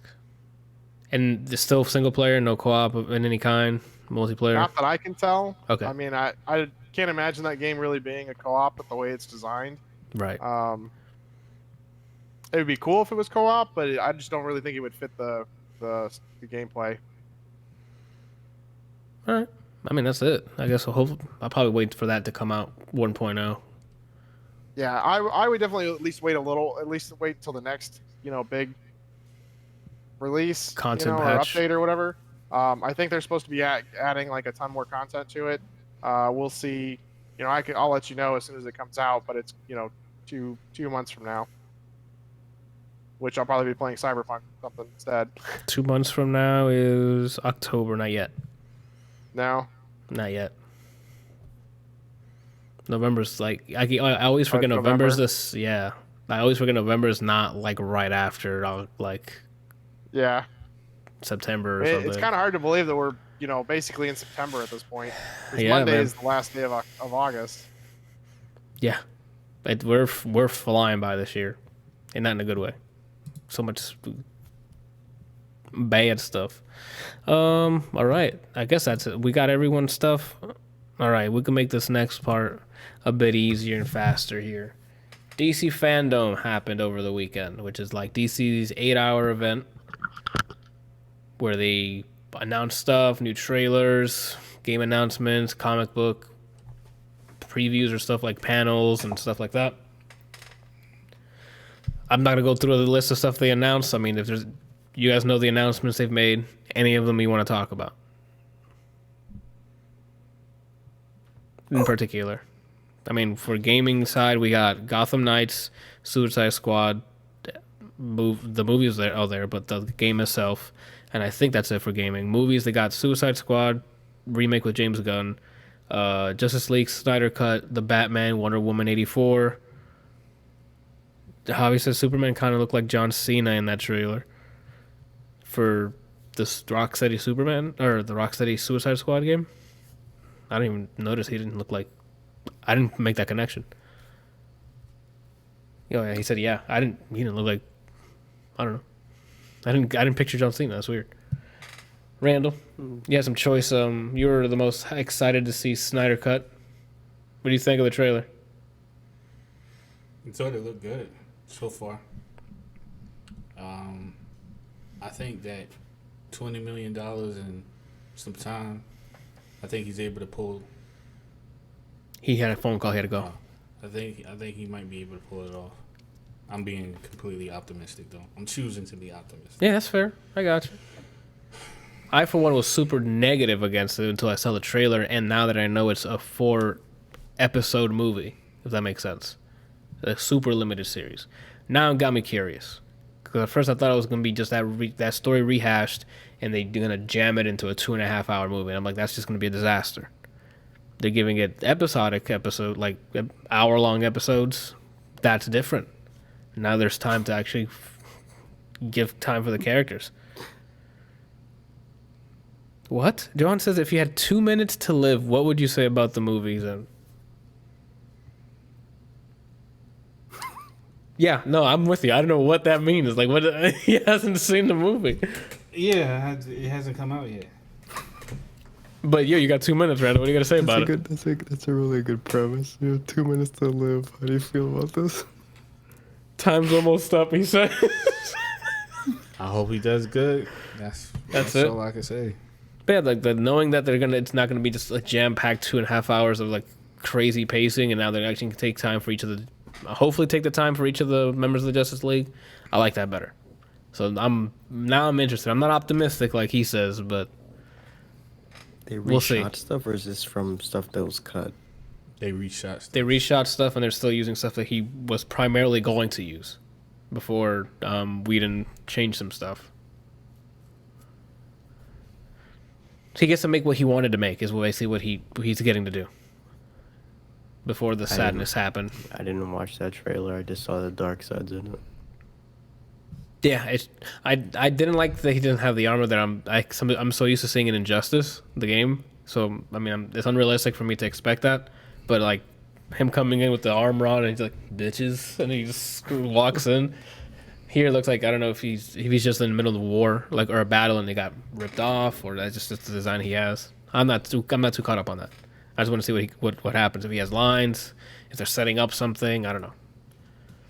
I didn't see the Flash stuff. I don't know if there was a trailer for the Flash stuff, but they mentioned there's information about The crossover thing. no the like the movie and like now the Flash the CW series is now the same universe as what the movies were. Because Ezra Miller makes an appearance in the show as that, so now they're in the same. What's it called? But apparently they're gonna try to do is it Flashpoint Paradox for the Flash movie. So I guess it gives them a chance to fix shit if they wanted to and reboot this thing. They said that they're trying to get the last article that I read is that they're looking at using I forget his real name, but the guy that played Negan. What is his name? Jeffrey Dean Morgan. To play Thomas Wayne as Batman. Yeah, I'm down. He played him in Batman vs Superman. Was it Batman vs Superman? That's who played him. It was him and It was him who played the dad and Maggie from the both Walking Dead characters. It was Negan and then Maggie was his mom. I think it was Batman vs Superman, if I'm not mistaken. I saw 15 minutes of that movie. Yeah, but I'm down. If Jeffrey Dean Morgan plays Thomas Wayne, I'm down. I think he could definitely cool. He has the look. And that's about it. Yeah, okay. What else? Snyder Cut. The Suicide Squad game, the Suicide Squad movie. How do you feel about the Suicide Squad game and that gameplay that they showed? Oh, I was gonna wait till we get everything out so I can rant again. But you didn't like the gameplay? Oh, Suicide Squad game? No, I didn't like the gameplay that they showed because there was zero gameplay from what they showed. So we'll get to that. Let me just go through the movies and we'll get to me just ranting. Give me a second. Wonder Woman 84 had a new trailer and it showed off Cheetah in her which I'm assuming is a CG outfit because it looked rendered, but not in a bad way. She looks like that. She looks like a cat now in real life. Oh, got it. I'm like, what? I'm not saying she still looked like she worked out, but I'm like, it's still. No, she worked out that hard. She became a cat. She became okay. My fault. My apologies. I know that you can go that hard to the paint. So. Yeah. I mean, that trailer. Again, I just want to see it. I want to know how that guy's still alive. I don't know what that story is. I just want to know what that is, what's happening, and then enjoy the rest of it. Because the only thing I didn't like about the first one is that last act was like. What if Yeah. What if upon watching it and we're like 45 minutes into the movie and we still don't know how he? Oh, they just don't address it? I'd be pretty upset, to be honest. They might address it, but there's no explanation given. Oh, I don't know. Depending on, I don't know. I'd probably be a little upset, but I won't knock the movie. Like it's like okay, they'll just leave it up to hey, it's comics. Okay, sure. He came from another dimension or some shit. All right. But not addressing it at all? No, I'll take it back. I'll probably be tight. No, that'll probably piss me off. Yeah, it will. I need to know what. That doesn't make any sense. Is he playing another character? No, it's still him. It's still him, right? Okay, yeah. So I need to know. Don't go this movie. Better not just credits and I don't know. That better not happen, Randall. It is DC. I don't know. They've been slowly on the climb here, Randall. So hey, What other movie? Those were the big ones, right? And then the Batman trailer. Batman. I watched that trailer. God. Well, you can tell what Randall. I have a different opinion than he does. Yeah, you do. Randall just does not like Patterson in anything Bruce Wayne or Batman. Period. He just does not think he's. What? I'm going to be completely optimistic right now in this exact moment for the duration of Bryant talking. So, Bryant, tell me what is it that you liked about the trailer? I mean, I can tell you what I don't like first. No, I don't want to hear what you don't like first. Okay. I want to hear what you like first because I can tell you a lot of things I don't like, but okay. While don't like is playing in the background. Mm-hmm. Okay, let me see. I'm trying to play it in my head. So first, the dude's voice who plays the Riddler, I'm liking that. He looks nothing like the way I hear him, but I'm liking that. Patterson in the suit. Looks good. Alright. The trailer itself, I like that this seems like a more grounded. It seems like less comic-y. Yo, I got hella money. Everything's just like everything's just dolled up. He's Bruce. Everything's all pretty and things. When did he It's ever? more like a dark ground. It's like less comic-y. Yeah, I got hella money, dude. I got hella money. The way that they grounded Joker, I like that they did that with Batman, kind of. Trying to think, what else did I like? I didn't realize I was calling Pharaoh as Cobblepot, but it looks like him. I like that too. Let me see. What do you think of Selena? Most of it. I didn't see enough to. Okay, that's fair. I mean, it was quick shots, and it was her like attacking him. So That's everything that I liked. What I didn't like, I guess, once he's not in the bat suit, he has no business being Bruce Wayne. They should have said that he was someone else. They could have said he was any other. He looks like a Damien. That's what he looks like. Just an emo boy Damien. That's what he looks like to me. I read the comment. I read the description on the trailer on YouTube for DC to see who it was. Like, oh, you get to see Batman, also known as, and who it was, and it said Bruce. I was like, not sold on that. I don't see Andy Serkis as Alfred. He'll probably do a good job acting, but visually, he looks like a homeless guy.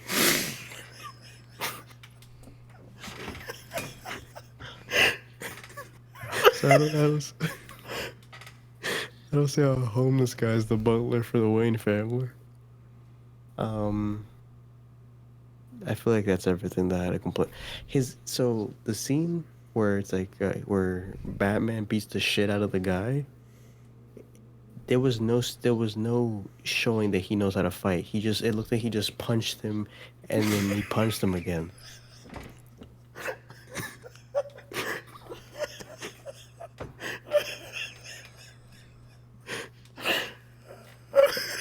I'm assuming this is the same complaints he has. no, Oh. it's some of them. But Randall, I your think turn. Yeah, I think that's everything. What did you think of the Batmobile? I don't even remember it. I gotta be completely honest with you. That's my review of the Batmobile. I don't remember it.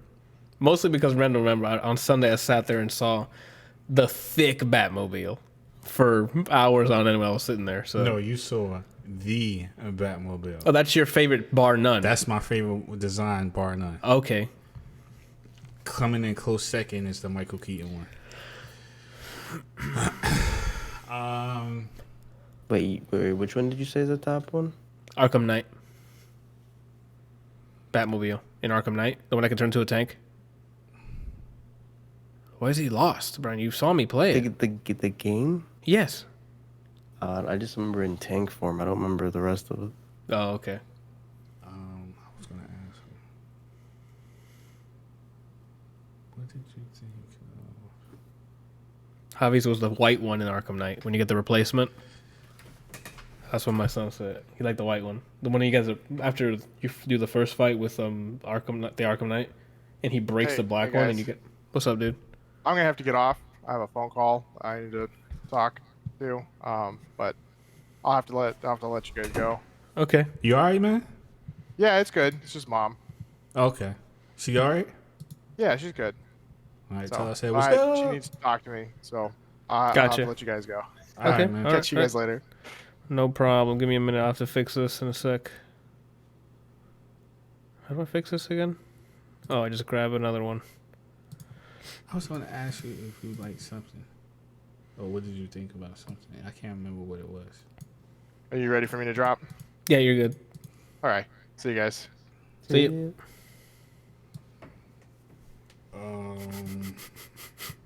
It's janky. Whatever. Oh, nah, I remember. What'd you think of? I forget the actor's name, but the guy who plays Commissioner Gordon. What's his name? Gary Oldman to me is Gordon, so that's that. I don't have anything positive to say. He just has to wow me. Those are hard facts right there. Hard facts. I would even take Michael Caine coming back because he's funny to me. He's a funny outfit, the way he talks. You know, he said commish. I started thinking about Alfred again. I'm sorry. I'm like, wait, what? Michael Caine wasn't commish. That would have been a funny fucking movie. I saw Gary Oldman and I was like, oh, old white guy. And then slowly in my head, he faded into Alfred. Master Bruce. I don't... Go ahead, Randall. No, I was just going to ask you, what you think? The small action sequences, like him against Catwoman and stuff, look like it's going to be shot, so it's not like the quick cuts. But again, that's just a small segment. So I'm hopeful it's going to be like actually choreographed, not like martial artist Randall, even though he should be, being what, year 2? Which should be Randall. But when he's Batman, that means that he's already went through the League of Shadows. He's back from that. So that's what I'm saying. Should be. But then if it's not, it's not. Like a lot of the DC movies and Marvel movies aren't, except for some reason Winter Soldier, they're like, we're not gonna do that quick cut stuff for some of these scenes. If they stay with that energy, that'd be great. But again, Selena Kyle looks fine in her outfit. Batman looks cool in his outfit. Like Brian said, Cobblepot, I'm like, that was a good casting because he looks real good in it. The Riddler's voice was, I mean, okay, it was fine. Brian was wowed, but I'm like, okay. I don't know. Commish, I liked it. I can't see him other than being an android. So like,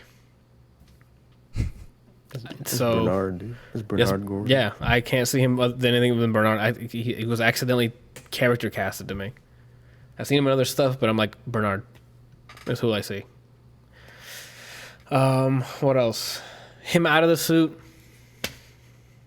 I've seen. Oh boy. It's just a dude. Like, I do like. I haven't seen him out of the after he suit. takes his- Go ahead. Sorry, before you go to that, I haven't seen him out of the suit yet, and in dialogue, because there's a certain persona that you, as Bruce Wayne, you need to like, that energy needs to be out there. Like, I'm the talk of the town. I'm the shit. That's how Bruce Wayne carries himself publicly. So, like, if he can do that, then I'm like, okay, then maybe he can be a Bruce Wayne. But just watching him, I'm just looking at Patterson. I don't know if he doesn't look like a Bruce Wayne. A response to that, and then what I was originally going to say with my replicant eyes, is that I think with the way that they're showing this story, that this isn't going to be the rich Bruce Wayne. It's going to be like some guy, like an orphan that becomes a vigilante is what it looks like, because they don't show anything in terms of money from him. Because Like, that's just... But he still no has anger. Alfred. Yeah, he has Alfred, which means he has money, because he has the butler and he has the mansion. Yeah. Yeah, but that just doesn't mean that he has a lot of money. It's just what he has now. I don't know. What I mean by that is like... He's got a Batmobile. That means that was funded somewhere. What I mean by that is that you're not going to see him at a ball. Oh, how you doing? Oh, you know that Batman guy's pretty good. No, you're not going to see that. You're just going to see him just like Daredevil, where he's all about just I'm going to put this suit on, I'm going to fuck everybody up, and then I'm blind again, like for the rest of it. And then I'm blind again? He never stops being blind, Brian.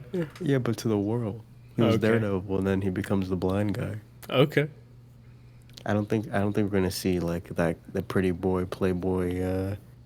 I go to balls and talk about Bruce, Batman kind of Bruce. I think we're just gonna see an angry orphan. I'm here to save Gotham, and that's all you're gonna see. And what I was gonna say is, I like that you see his eyeliner when he takes off the helmet, because a lot of times in those movies, when you see that his eyes are shaded, his actual eyes, and then they take it off and he has none of it on. That is, yeah, you're actually right. But that was for the older ones. This makes sense that he has it on because it's year 2 Batman. Later on, he makes the cowl just have that on there, so all you see is the eyes. Yeah, Like but when I'm he- saying like But in some of the other movies, you see where The cow. mask, whatever it is, you see where it ends and where the eye is, and then you see that it's colored in. Which one? Clear The Nolan's eyes. one or the one before Nolan? The ones before that.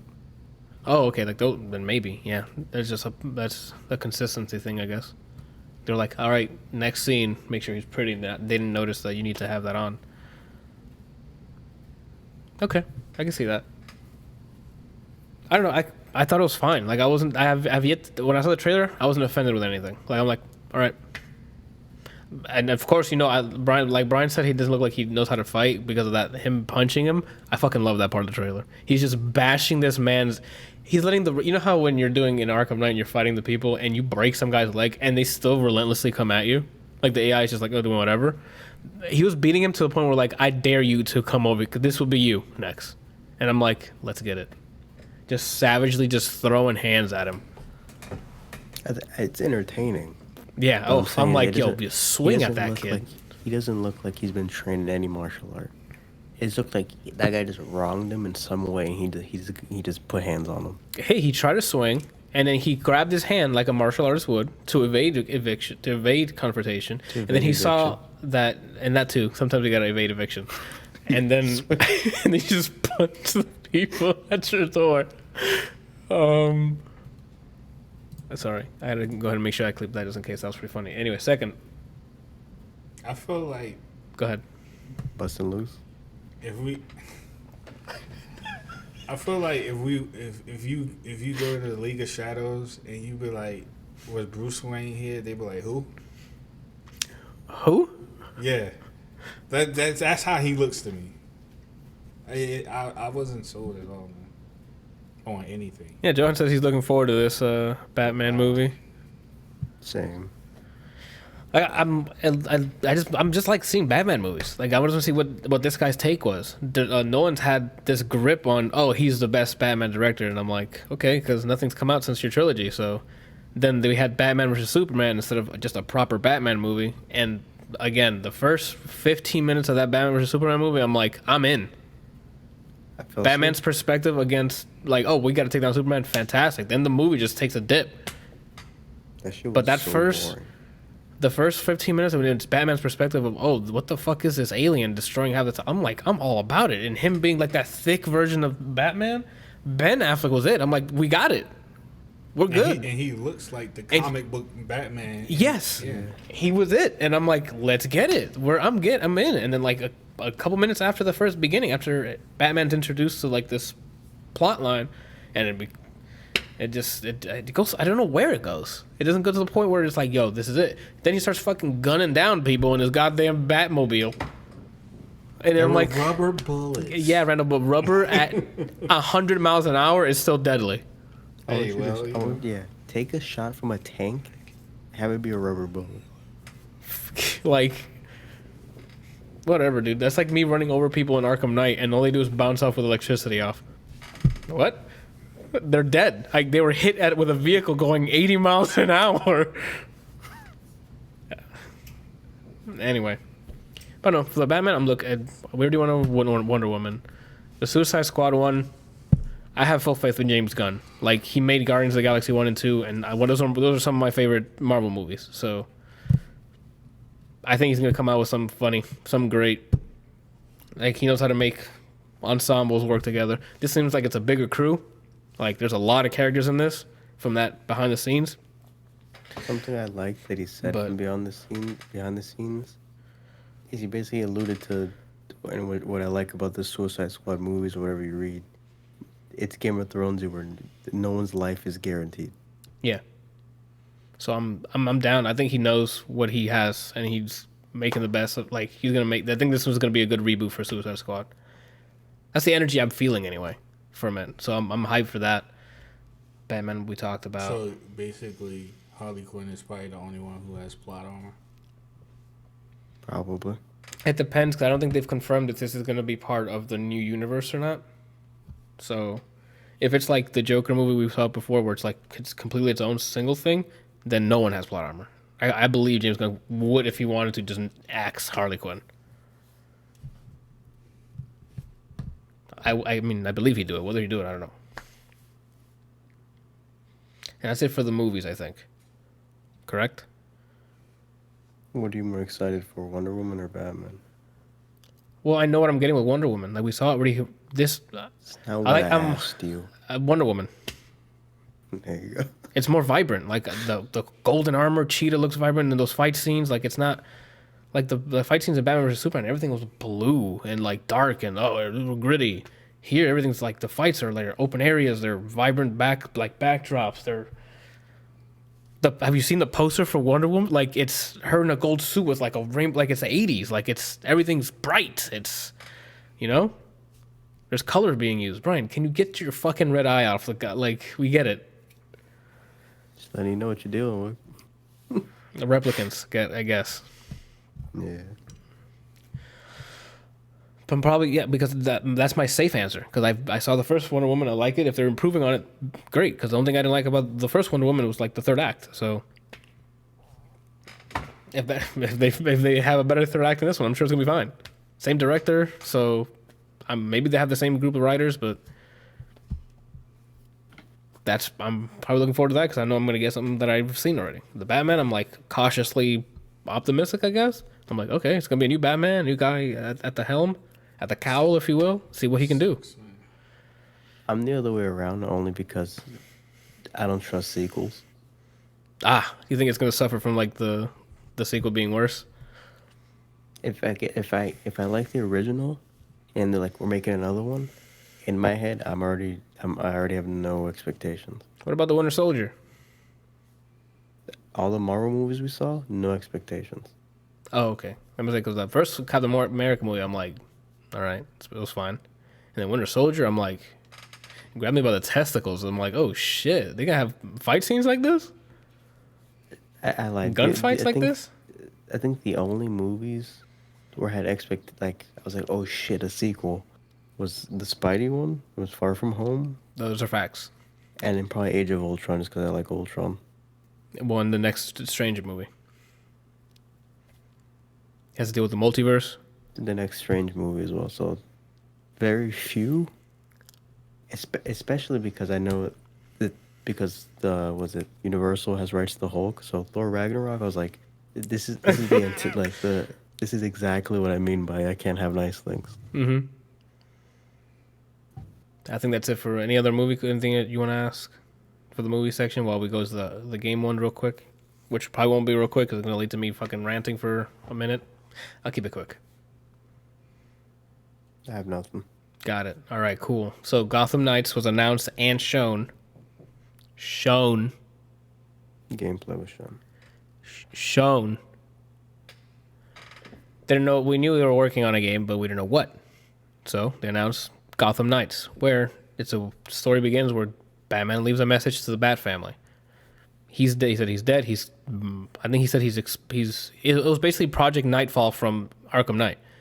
He died and he blew everything up. Spoilers for Arkham Knight if you haven't played that. I wonder why he did that, man. I hope that game goes into it. Maybe he becomes part of the Court of Owls. Bro, like they will do some crazy shit. I'm getting too excited already. Wait, what? That's the part I didn't understand. Who is that? Hold on, Randall. I'm already getting excited because that's one of my favorite storylines. You read the whole thing for Court of Owls? Yeah. What is Court of Owls? It's a story arc that came out for Batman. It's a story of the Court of Owls and what they're about and who they are. Who are they? Okay, Randall. Well, you keep asking who are they? Like, because I want you. Where is she? Just start telling me. Well, I want to get to like my experience watching that trailer, like what they showed. Man, like I like how Randall's like, yo, I don't like to give quick answers. I like to tell them all about it, and I'm trying to tell you all about it, and you're over here going, hey, because I think the people who wanted to see the trailer saw them. You saw it, but everyone may not know what these people. Because a lot of it is kind of that story. It's not like spoilers, but you find out about it while reading it. The Court of Owls is a society that lives underground Gotham and have been living there for decades, maybe hundreds of years. Are they human?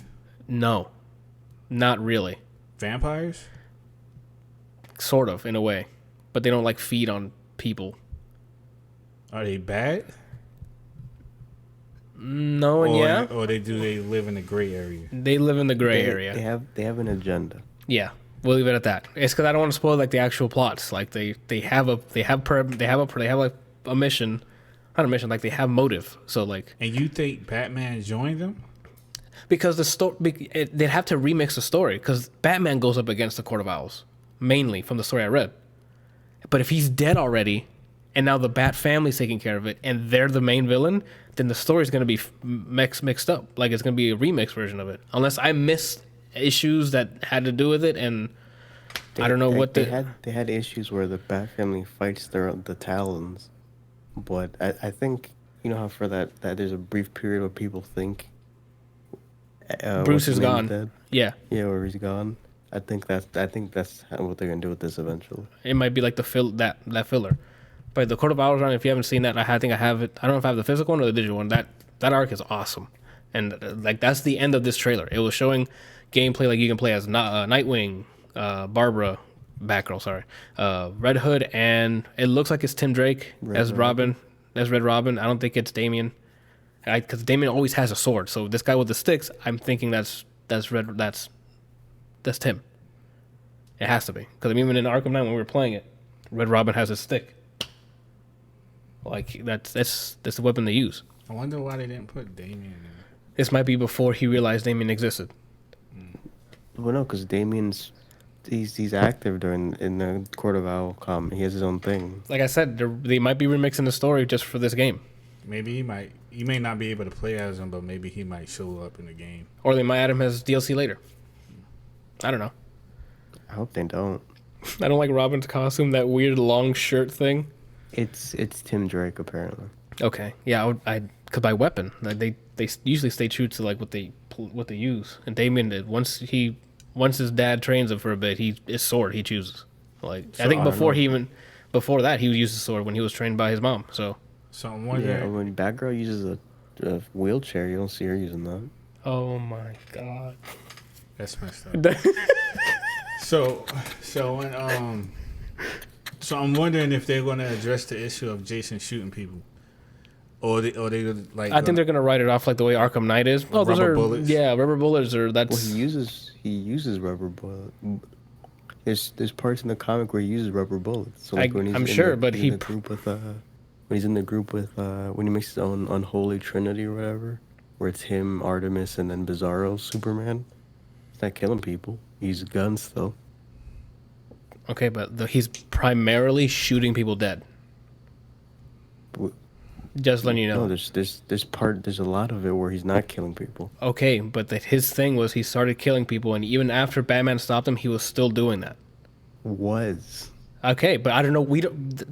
I have to say was because it's still possible because we don't know where this thing exists in the timeline, or if it's its own timeline.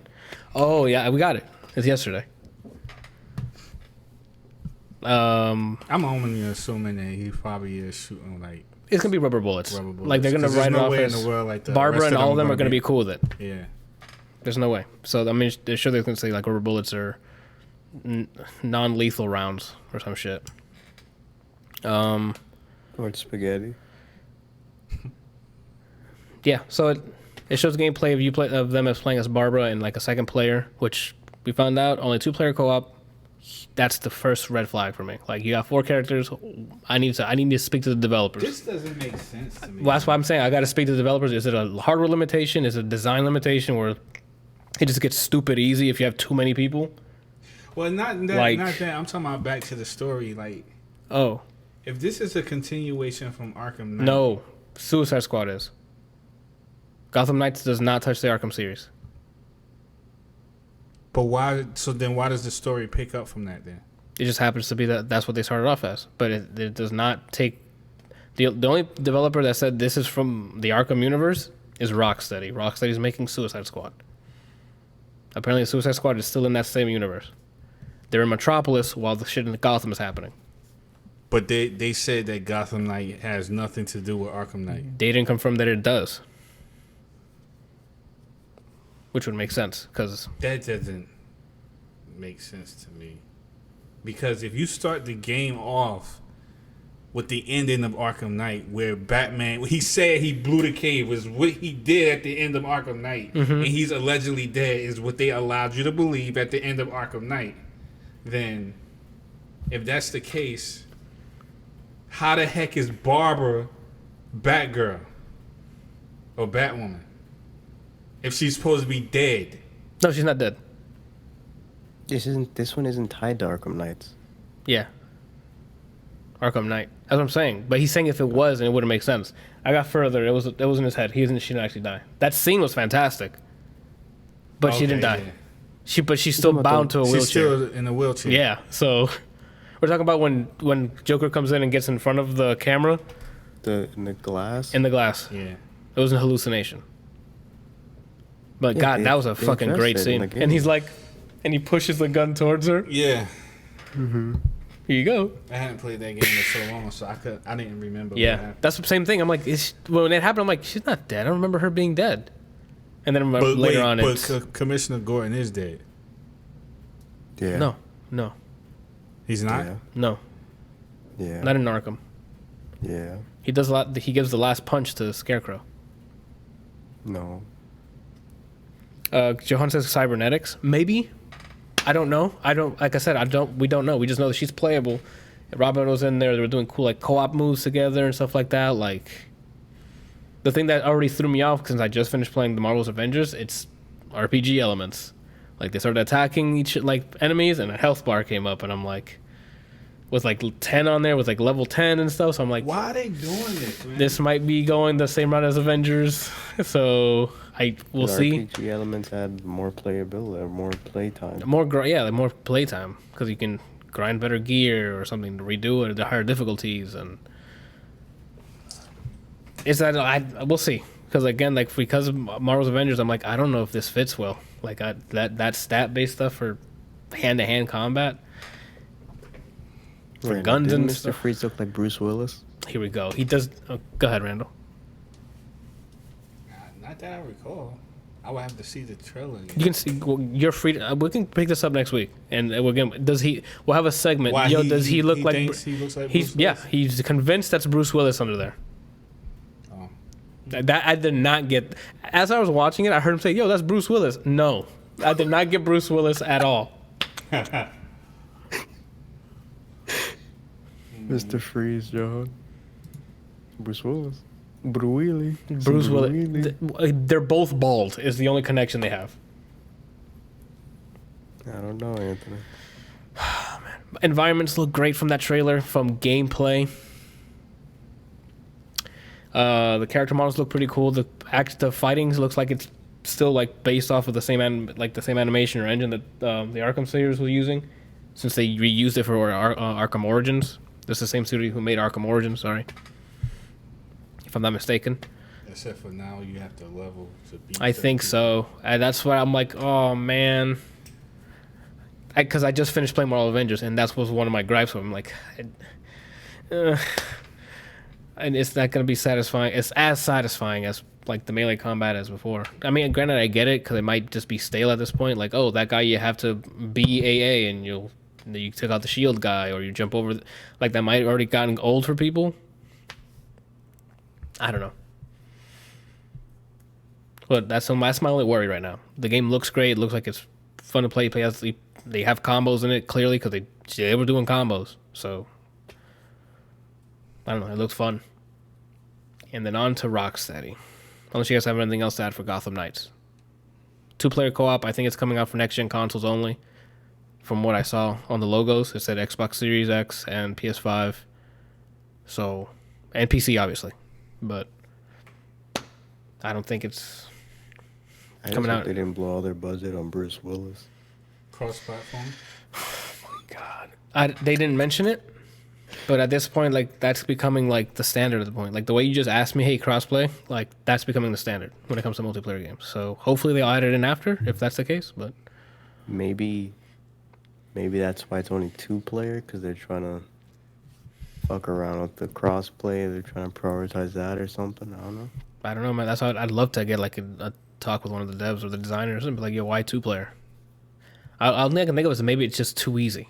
Like they that same level they showed off with 4 people, and they just obliterated it.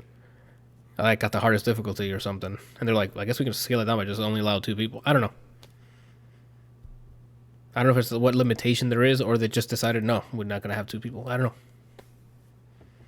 That's just weird. As long as it's not, we just decided no, we're not gonna have 2 people. As long as that is not the reason, then whatever. But if that's the reason, that's not. I don't like that reason. Yeah, you need to do better. That's Duke. Yeah, because then Rocksteady comes down and it's like, oh yeah, all of ours is 4 player, and I'm like, okay, that makes sense. There's 4 of you. Oh, there's more than 4. No, it's only 4. Yeah, it's only 4. Suicide Squad, Rocksteady, the game we've been waiting for since Arkham Knight, which was like 9 years ago. Okay, it wasn't 9 years ago. When was Arkham Knight released? Brian, can you do me a solid while I talk? Large. All right, so yeah, they got their moment. They played a it looks like a pre-rendered cutscene of introducing all the characters. Harley Quinn's in it. I don't know. 2015, and it's now 2020. So in 5 years, they showed us a cutscene. Just, I want context for everybody here. They're like, oh, here's our game. Cutscene plays. You meet Harley Quinn, Captain Boomerang, King Shark. Thank you, Brian. King Shark and Deadshot. They show them, and they seem like they show off. Were they fighting? Like, what the hell were they fighting? I don't forgot what they were fighting. I don't know what those things were. They didn't look like anything that Brainiac would be messing with. Yeah, like they look organic. It's some sort of organic beings that they were just thrashing, like look like zombies. And they were just going to town, killing them in their own creative ways, funny ways. Harley Quinn with a hammer, Deadshot doing some burning stuff with like a jetpack he has. King Shark is like mini-gunning it, playing like a tank. I forgot what the Captain Boomerang was doing. He had a gun and he had a boomerang. Oh, okay. And that's what they were doing for, 3 minutes? You know what this game reminds me of, and it kind of worries me? It's weird that you know what the game looks like. You know what the game trailer reminded me of? And I don't think it's a good thing to be reminded of. Sunset Overdrive. Exactly. Looking at it, oh, that's a cool trailer. But how many times am I going to grind and shoot at things? All right, Wolfman Zulu, you have a good night. Thanks for watching. We do need to wrap up. It's already 3.5 hours, guys. I guess this will be the last one. Shut the hell up already. Okay. What if you got the shock of the year? And they say, I know it's not going to happen, but I'm just saying, just hypothetical. What if they come out and they say that was gameplay? That wasn't gameplay, man. That doesn't make any sense. I get it, but what if they come out and they say it was? Like, that's how the game looks. Where was the UI? Where was my camera angle? Why am I cutting between characters without? Are you hitting those buttons? Like, that's not gameplay. The whole game is QTEs. Oh, that's a hard pass. The fuck? No. They say that's game. The answer I'd probably get was, yeah, that's running an engine. I don't care. That's not me doing that. That's what I'm going to be doing? I hit a button, I just go flying to another character who's doing something else somewhere else? No. Where's the UI? Where's the moment to moment? That's not how it plays. It's a pre-rendered screen. Like, all that's just a fucking video. A pre-rendered video. Cool. It was a funny video. They had funny lines. Like, the chemistry seems to be there between the characters. Like, the dialogue, everyone hating each other, and they're a band of misfits. That's all there. How does it play? And I'm, like, glued, looking at the screen, like, all right, that's a cool introduction trailer. Let's see what we got. From the people they chose to be the squad, who's your main? Me? Well, I guess both of you. Mine's Okay. Captain Boomerang, obviously. That accent's too good. I felt like I have to, like... I mean, it's a pretty answer for me. Mostly because it's funny. I figured I have to pick a certain someone just because... Harley Quinn? Because it's the closest thing to Batman? He's going to say Deadshot because he's black. That's what he's going to say. That's really what you're going to... No. Why?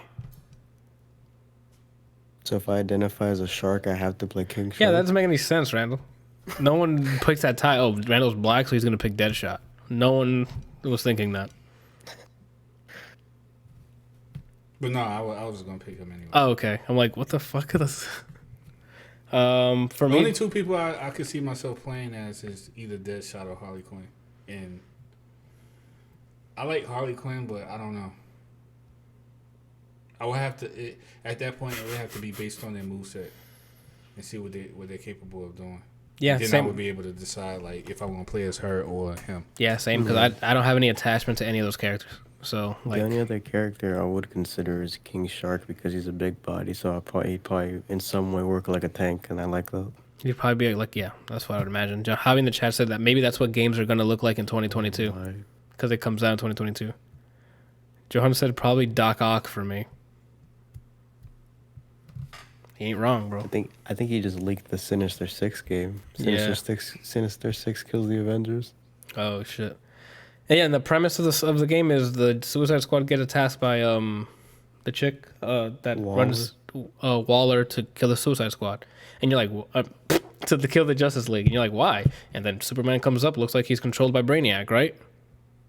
He's like the purple eyes, right? Like that look like that's not himself, right? No. I don't know what's going on with him because usually their sword. That's a There's lit song right there. There's usually some sort of attachment that Brainiac puts on people to control them, and there was nothing on him. Right. I don't know then. What? I don't know, man. Like See, they get my attention by saying kill the Justice League, and then they show Superman.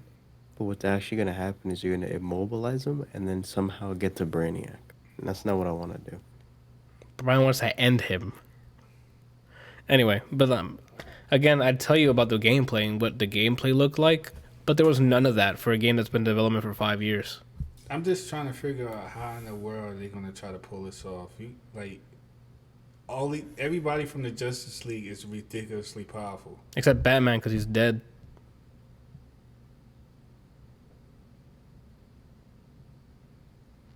You had to say that? Yeah. Randall, you know how in Gotham Knights, Nightwing can do like that breakdance, like spit on his head? I thought that genre looked so cheap, but yeah. It did. So what I'm gonna do is I'm gonna go to Crime Alley, and I'm gonna do it on the chalk lines. Where his parents died. The disrespect. What's he gonna do? is Get real. back from the grave? The heck? Yeah. You're like, yo, sick moves, Robin. I'm like, I'm Nightwing now, bitch. Okay. But yeah, I mean, I would have more opinions, but no gameplay. Like, we've been waiting for this for literally almost 5 years now. A little more than that. And you come out with a pre-rendered thing and say, hey, our game's going to be great. Show us. I feel like they're probably going to release some gameplay pretty soon. Speaking of which, on Thursday, their Gamescom's having their press conference event. So, Godspeed is going to, and it's hosted by Jeff Keighley. So, you're going to see the word world premiere about 1,000 times. World premiere. And it's at 2 p.m. Thursday Eastern, so be sure to check that out. There's probably going to be some game announcements, hopefully. Some more gameplay videos of things to come. Ratchet & Clank already announced they're going to show some more gameplay of Ratchet & Clank for PS5. So, good to see that again. Is it supposed to be anything new, or is this... They said, yeah. They said it's going to be filled with announcements and gameplay and stuff like that, so... This might come as a bit of surprise, but I don't want to see anything else dealing with Cyberpunk. Well, Brian's been saying that. Since he saw that first pre-rendered trailer, he was like, I'm buying it, and then didn't want to see anything else. And that game does not look like the fucking pre-rendered video. I forgot it was first person. That's how little I've seen. I saw the first trailer, then when they showed it again when Keanu Reeves was there, Yeah. then I saw the release date You're change breathtaking. drastically every time, and that's all I've seen on the game. Randall's been diving into it, so like he's all about it. That's your problem, dude. I already know what I'm getting when it says CD Projekt Red presents. I think I'll buy it. it's annoying me because it's like they're showing the same thing but just from a different camera angle almost. That's what it feels like. That's not what they're doing literally, but that's what it feels like. It feels like they're just I know that. Okay. But Randall, it's the marketing roll up. Like they need to keep mindset or like mind share. That when November comes, that's the game you're thinking about buying. It's it's slowly, and the ads and stuff are going to slowly keep ramping up until release date. Then That's you just the should roll put down. a billboard up in the major cities with a countdown clock. That would usually happen if it wasn't COVID. Like, remember, like when when E3 happens and they have those huge fucking posters against the buildings and stuff, and it would have like, oh, E3, and then like a game that's on there. Like GTA did that when it was coming out for that year. Represent like a huge GTA marketing. I think I don't know what else. Like Sony would do the same thing. Like, I don't think a billboard with a countdown would work here because the date changed 3 times. yeah, and that too. So it's like, If it's digital. No, I mean like an actual digital clock that counts down, like you see it the second. that's expensive. So, yeah, so that's expensive because you're renting that out for basically a whole year. Mm-hmm. And on top of that, why would you want to show people that you guys are indecisive? Show everybody driving. They don't even know what your game is. On second thought, 3 months later. Yeah, it's like, wasn't that further down? I don't know. They got to make up their mind. I ain't buying it. Lost sale right there, Randall. Thank you, because of you. I don't see how this is any different than them releasing that they're going to delay it. I mean, it's still information, you know. I don't know. I mean, at this point, it's been done. When it releases, it releases. There've been a bunch of games in between that's been sprinkled out that I'm having a ball with. So, and I just replayed Arkham Knight because. Did you see that they're looking for developers for Black Myth? Yeah, I can imagine. I'm sure like that game got a lot of eyes on it, and people were like, "Oh, this is gonna be awesome." And then they looked at the task at hand. They're like, "It's gonna take forever. Should we just double down on this and make this our job?" So soon you might see like an Indiegogo or some shit, like early access or something, to see if they could fund the rest of it. I don't know what the story is with that dev team, so maybe I'm just lying and I'm just talking out of my ass. And they've been developing it with like 20 people or something. That's what it said. That was that's a huge group. I thought it was like no, it's like 20 people. Oh, okay. But to me, it's a huge group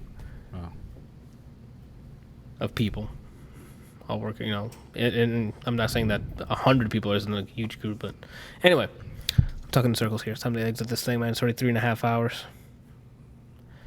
All right, I think that's it for the fandom, right? Unless you guys have any other thoughts on the Rocksteady gameplay we saw for Suicide Squad. Shout out to Bruce Willis. I'm gonna have to go check and see if it really does look like him. I put it in the podcast call. Oh, really? Yeah. Oh, is it a screenshot or is it the video? Screenshot.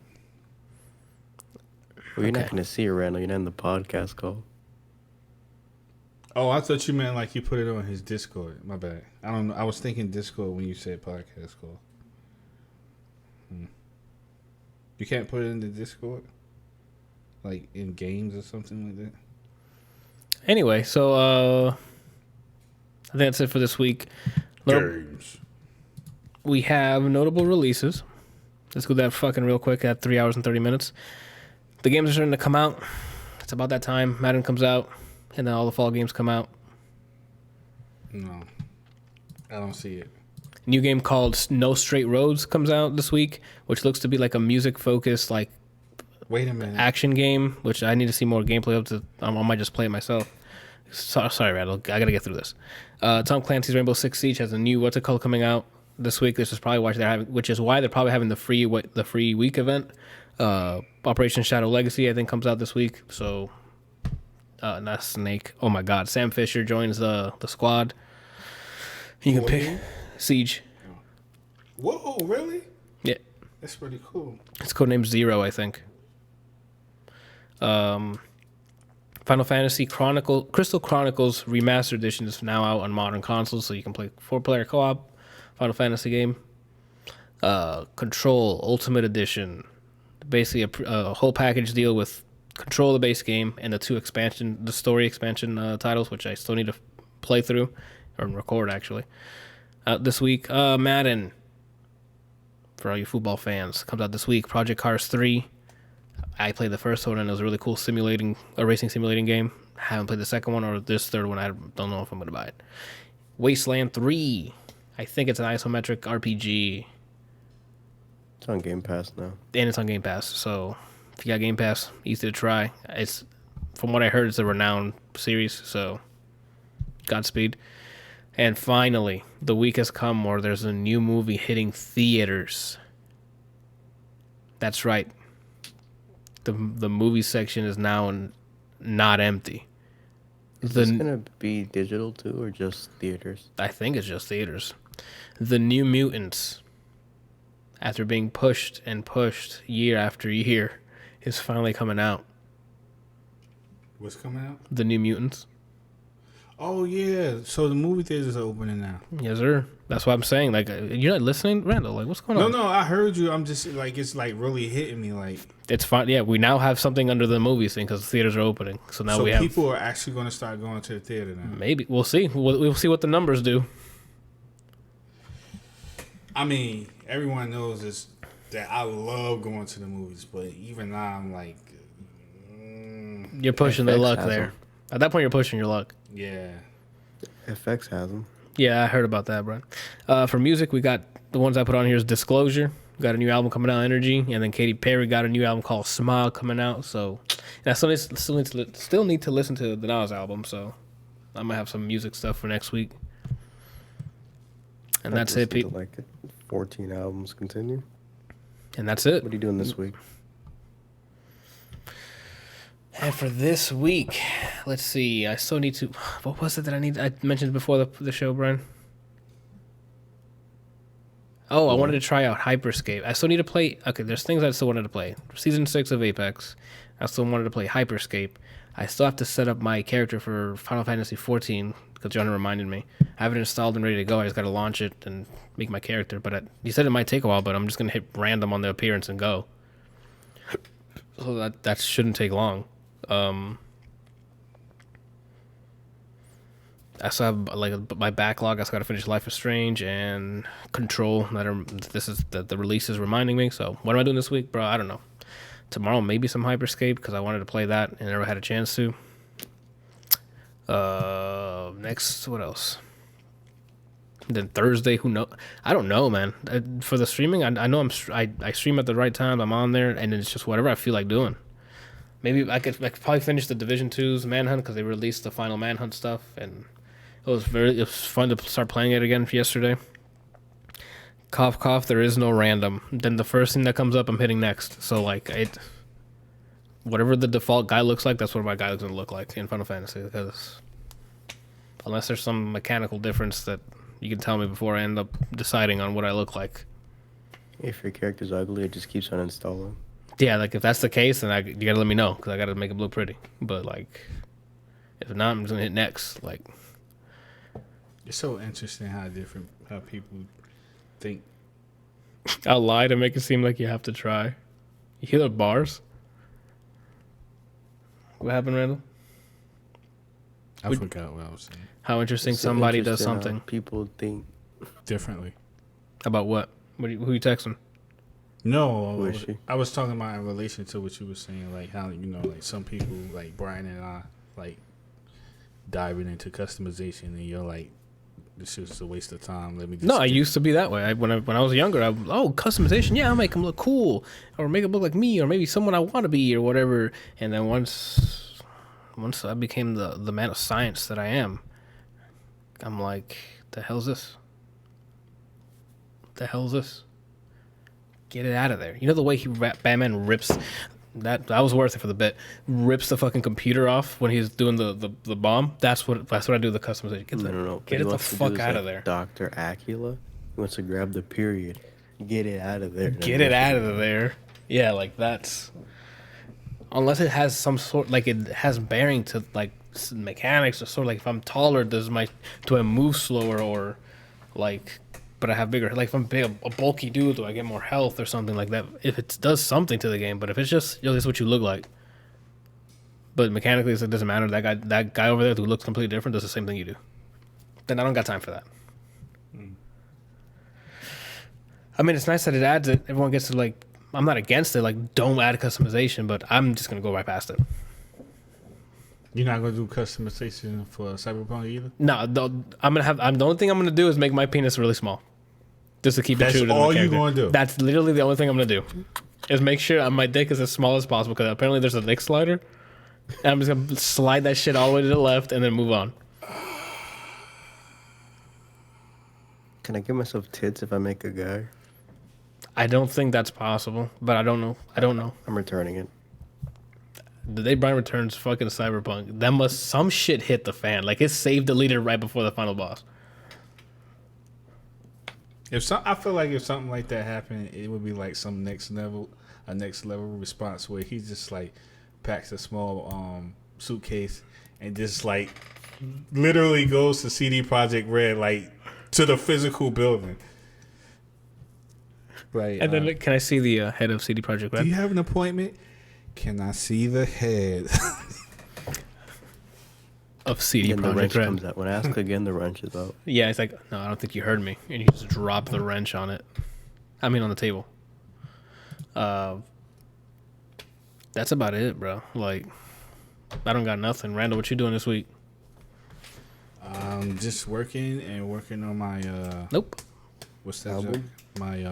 My art list. Remember we was talking about a list, making a list? No, a Randall, while you ago? love talking about making lists. I tell you to just do the things, and you're like, I gotta go make a list of the things I gotta go do. Yeah. No, you Let's actually make- said something about a list. Okay, well, I honestly don't remember. I apologize. But I usually tell you, just do it. Well, we talked about a list. We even talked about like whether or not I should put time on it. You was like, no, just make a list of things you could get done or whatever. Either way, the point is that Okay, go ahead. My I bad. made the list Okay. a while back. So now I got my list and I've just been knocking stuff off. So Okay. I'm just going to keep following that list. So the next list is try Sekiro for an hour? No, that's not on the list. Oh, well, no, you're welcome. That's an easy one. It's all art. It's all art related stuff. Got it. Is one of them just fart? Fart? Yeah, 'cause it's all art. No. Oh. No. Oh. Yes, lies and deceit. All right. If that's all you got, bro, you're just gonna be hitting hard in the paint. You know what I'm saying? Brian, what are you doing? Brian, what are you doing this week? Like, stop. We get it. You're a replicant. That's what I'm naming the episode. We get it. You're a replicant. Tomorrow I'm watching ReZero and doing that. I don't know. Bro, Thursday watch or Friday. ReZero on your own time. All right. I'm subscribed to a channel. I need it to stream. Okay. Yeah, so it's Thursday and or Friday. I'm a No. I'm the subscriber. You're streaming every day from now on. All right. That's my money. So on Thursday and or Friday, I'm streaming. I don't know what. And then if I'm not doing something Sunday, probably do the Sunday morning Spiritfarer stream again. No, you play what I tell you to. I'm the subscriber, so you play what I tell you to play. So for those time periods, what am I playing? For the time period, you're gonna play. What else you doing for the rest of the week? I don't like that. I'm editing that out. I don't know. Besides attempting to stream Thursday and or Friday, and then Sunday. The games I tell you to Spiritfarer, play. I don't know. I'll let you know. I'll email you. Okay, so once your people contact my people, I guess I'll tell you guys what I'm I'm playing. the only my people. There's no other person. I want to see I got you. 4 subs at one stream. I want to see you stream getting a high score on Pac-Man. Then you sub then.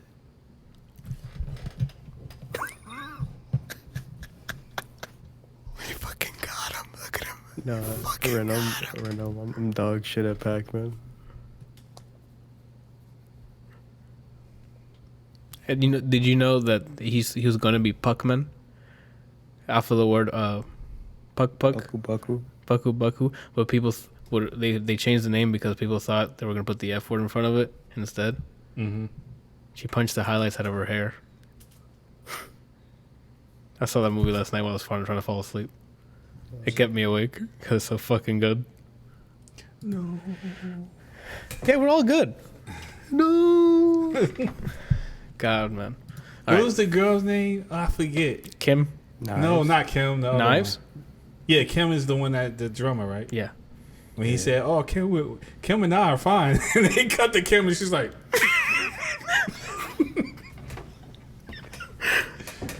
Oh my lord, dude! I saw it last night. I'm like, I'll fall asleep to this. Watch the whole goddamn thing, and I'm like, why did I do this to myself? Now that I said we were gonna end this quickly, it's almost 4 hours. Shut the hell up then. All right, Spiritfarer for Brian. That's it for the week. Thank you guys for this extra long episode. I don't think I know how to cap these episodes anymore. They just run on for fucking too long because no one gives a shit. Episode. Believe me, I do. Oh my god. Episode 106 of the ADLR Podcast. We'll be back next week with the announcement of whatever the Gamescom has to show. So we'll either be super hyped or super disappointed because they don't show any gameplay. You'll tell by the look on my face. When is it? Thursday, you said? Thursday at 2 p.m. Eastern. I'll be here. So we'll probably sit down there and watch it. You know, open up brew. I do, yes. There's one that a coworker of mine actually gave me to try. There's a brewed here in Orlando because he was a friend of his. I need to try the beer. Thanks for reminding me, actually. I'll probably drink that while I watch it. What's it called? The Activores? Actually, no, I'm not going to drink that while I watch it because I have to work out afterwards. You fucked me up, Brendan. All right. That's it. Thank you. I got to end this. Thank you guys for watching. I appreciate it. I'll see you guys next week and listening. Because for some reason, I have a bigger listening squad. Or like, I don't know who's listening to this, but there's a consistent amount of people just constantly listening. Really? There's like 7 people. Oh, snap. Just listening, and I'm like, Godspeed. I don't know who you are. Yeah. They like For the your people voice. listening, they go watch Blade Runner, and you know how they tell you what a replicant Nope. looks like Nope. if their eyes go red? Nope. I'm one of them. No. We're ending it. Thank you for watching. Bye.